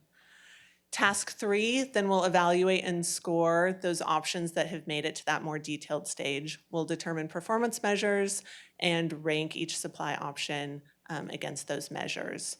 Step 4, we'll develop a strategy. As mentioned, that's kind of the goal of the overall study, to have a set of recommended actions for the city and to test that set of actions under different future scenarios. And then task 5, we'll document everything in a draft and final report, have presentations available for the council definitely at the end as well as along the way. A little just more detail as we walk through each individual step. So for that gap and vulnerability analysis, a lot of times we use what we call a system model, but it's kind of a high-level conceptualization. So in master planning, you're kind of modeling every single pipe or you're modeling every single stretch of river. But these types of models really are about like the connections between different systems. So we'd have your different water supply sources, we'd have your surface water rights, we'd have your existing groundwater systems, we'd have your demands. And what you're able to do is really kind of tweak things very fast. So you're able to go in and say, what if we saw more industrial growth? What if we had a worse drought than we've seen before? And you're able to get a whole kind of range of different scenarios so that you really understand what's that kind of envelope of potential supply gap in the future under different conditions. And so then you go into when we're looking at supply options with an understanding. Some years we might not have any supply gap. Our current supplies might handle what we have. But other years, it might be up to 20 MGD, for example, in terms of kind of the range we'd be looking at. But that's what we really want to get at under kind of our initial step. Step 2, again, was that characterizing supply options. I mentioned that we really want to start with a comprehensive list. This list you see here are some of those supplies that we know we want to have as part of the analysis. So new groundwater wells, probably even using your existing groundwater wells maybe more efficiently than you already do. Additional surface water rights, new wholesale contracts. Again, optimizing your current off-channel storage as well as potential for new off-channel storage, continuing to investigate aquifer storage and recovery, look at water reuse alternatives as well as desalination, both groundwater and surface water. And as mentioned, some of these will kind of fall out initially, but any that kind of make a first pass cut would go into kind of like a second depth of analysis. And then in terms of how we would kind of rank the trade-offs of different supply options, that's something we definitely work with the city on to make sure that we're using priorities that are going to align with the city's priorities. So some of the common ones you see here that are usually things we'd want to look at for each supply option. So how much new supply would they provide? Are there any water quality concerns? What's the cost going to be, both in capital cost and operational cost? How certain is it that you could actually move through an implementation process and bring these supplies online? Once they are online, how reliable are they? Are they going to be there every year, or again, just in wet years? Are there any potential environmental impacts or kind of legal or regulatory concerns? Those are kind of the types of things we'd be looking for. And then we would rank each of the supply options against those developed performance metrics. We usually use kind of a process called multi-criteria decision analysis. And, a lot of those metrics are, they're in different units. So you're looking at maybe some quantitative, some qualitative aspects, but this kind of gives a method to kind of put everything on an even basis and make a nice comparison. So there is this is a graph, just an example of what some of that output can look like. This is for a different community, and there's a lot of colors here, but basically they had 5 different metrics that they were most interested in. So those are across the bottom. It was supply reliability, cost effectiveness, water quality, implementation ease, and environmental concerns.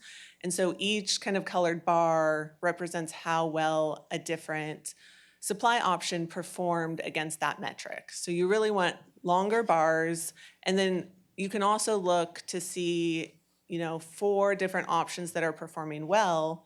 Do they have a good distribution across kind of how well they're performing on different objectives? Sometimes you can get situations where, something might provide you a lot of supply, but it's very costly. So you can get kind of an imbalance there. And a lot of times what people want is something where you're kind of hitting a good midpoint.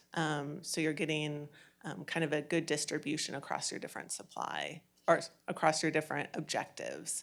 So in this case, you can kind of, those ones on the bottom, in their case, it was brackish water desalination, which kind of rose to the top as meeting the city objectives the best. We don't necessarily take our recommendations straight from this output as kind of a starting point for discussion in terms of what seems to be performing well. Does this make sense? Does it truly align with where kind of the city would like to go in terms of future water supply? Can I ask a question on that? I noticed Yeah. that brackish water desal has 3 different categories, A, B, and C. Yeah. Is that depths? I don't know the details of this situation exactly, but that is common, that even if we have like one type of water, that you might have different strategies for how it gets implemented. Maybe it's different sites for well fields. In this case, it looks like it's all the same volume, but sometimes you might do the same supply, but almost like a small, medium, large. Gotcha. And so we can definitely go to kind of that level of detail as we look Yeah, at for the there, I options. saw that it's the cost effectiveness in that. Oh, yeah, I was like, there is something going on there. 'Cause apparently you're right. Everything else is C's the a problem, same. A and B look better, Yeah, right? something about C is more expensive, whatever. but you're reading the graph the right way then. Okay, So good. you picked up on that. Oops. And then, as I said, that final stage, we want to come up with a set of recommendations. A lot of, I think Ken highlighted, your water rights, it took decades for them to come online. And so one of the things we really like to stress is having kind of an adaptable plan, because when you're planning over large timeframes, it doesn't always go the way you think. And so we like to have kind of a recommended strategy, but then kind of sub-strategies. So if you can't get that permit, what's kind of the next thing you would do? Or if you see growth take off faster than expected, what kind of is that next thing in line? Or what can you speed up? So we like to do not just kind of one set of recommendations, but almost a little kind of decision tree sometimes of how it might play out in the future, depending on how things come to pass. We'd also make sure we have kind of an outline schedule of what you can do in the short term, medium term, and long term, and then we'd have that cost information that could feed into kind of the rate study and other ongoing budgeting initiatives. I think that's kind of the overview of the scope. In terms of schedule, as mentioned, it's not currently awarded, but we're estimating about 12 months from kickoff that the study would take. But we're trying to get that draft strategy, if we get started soon, by the end of the year, to kind of have that in December, and then take a couple months after that to make sure it's kind of refined and everything's documented in the plan. But we kind of target getting the bulk of the work done in kind of that first 9 months, and then kind of refine it in that last 3 months. But yeah, happy to take other questions for myself or the team. One question that I had I noticed that you referred to the groundwater conservation district. So how do their restrictions on, and I'm not completely familiar with the restrictions, but I know that they generally apply to like private landowners. Do they also apply, how do they apply to city resources or city source of water? Yeah, I don't know if one of you know more than I do. That's what I want to know. I'm not real familiar either, but I don't. think we're gonna look into that. I mean, I know that's part of what That's we'll look part of at. what we're doing. Yeah, we're gonna have Okay. to look at those as a piece of what we can do, and I know that there's some differences in what water we're using. So I think some of the deep brackish groundwater, we have more available rights to that, or we can use that more than we can use the shallow freshwater. Got it. Okay. They do have regulations on the city, just like private owners. Okay. Very good. Thank you, Matt. Other questions? And our goal is to get this before you as a council action item for their contract in April, working on the final scoping of it. I have a question for Ken. If you go back to the slide that shows Canyon Lake, that's where we get our water rights from, right? If we ask to release water, does it come out of Yes, that? some of them. We got a Some of 'em? limited amount we can get from Canyon. And right now, we are okay with them. We've submitted, they wanted basically how much we need this year because it's so low. And we That's the defined point I it. wanted to show. If you go back to that, it's not. I'm going. I don't want to go too fast. I've done that before. Right there. Yes, see how much it's dropped off. Yeah, if you look at the very end, in 3 years, it's gone It's tailing. from 100% to 48% full. And that's why we want the first half of this council meeting to happen in Kerrville and Wimberley. We need that big rain with a lot of impervious cover to hit that lake and fill it up. Yes, we do. Thank you. Hey, Ken, as a reminder, I know it varies by summer versus winter and stuff like that. How many millions of gallons do we use? What's our usage, like daily usage? On a day in the wintertime, right now, we're running about 8 to 10 million gallons per day. And as summer ramps up, we're ripping and running, we're at 18. Okay. And one of the things, since maybe some of the public is hearing, conservation is so critical. We lower that consumption, well, guess what? We don't need that. We're not as worried about that missed water that we're missing. We're gonna focus a lot on that this year if we have a drought. Thank you, Ken. Any other questions? Okay. Great. Thank you all very much. Well, that wraps up our updates for today. So happy to entertain any other questions you might have on any of the topics. And if not, then that's all we got. I think we're good. Thank you so much. So we are adjourned. Great. Thank you.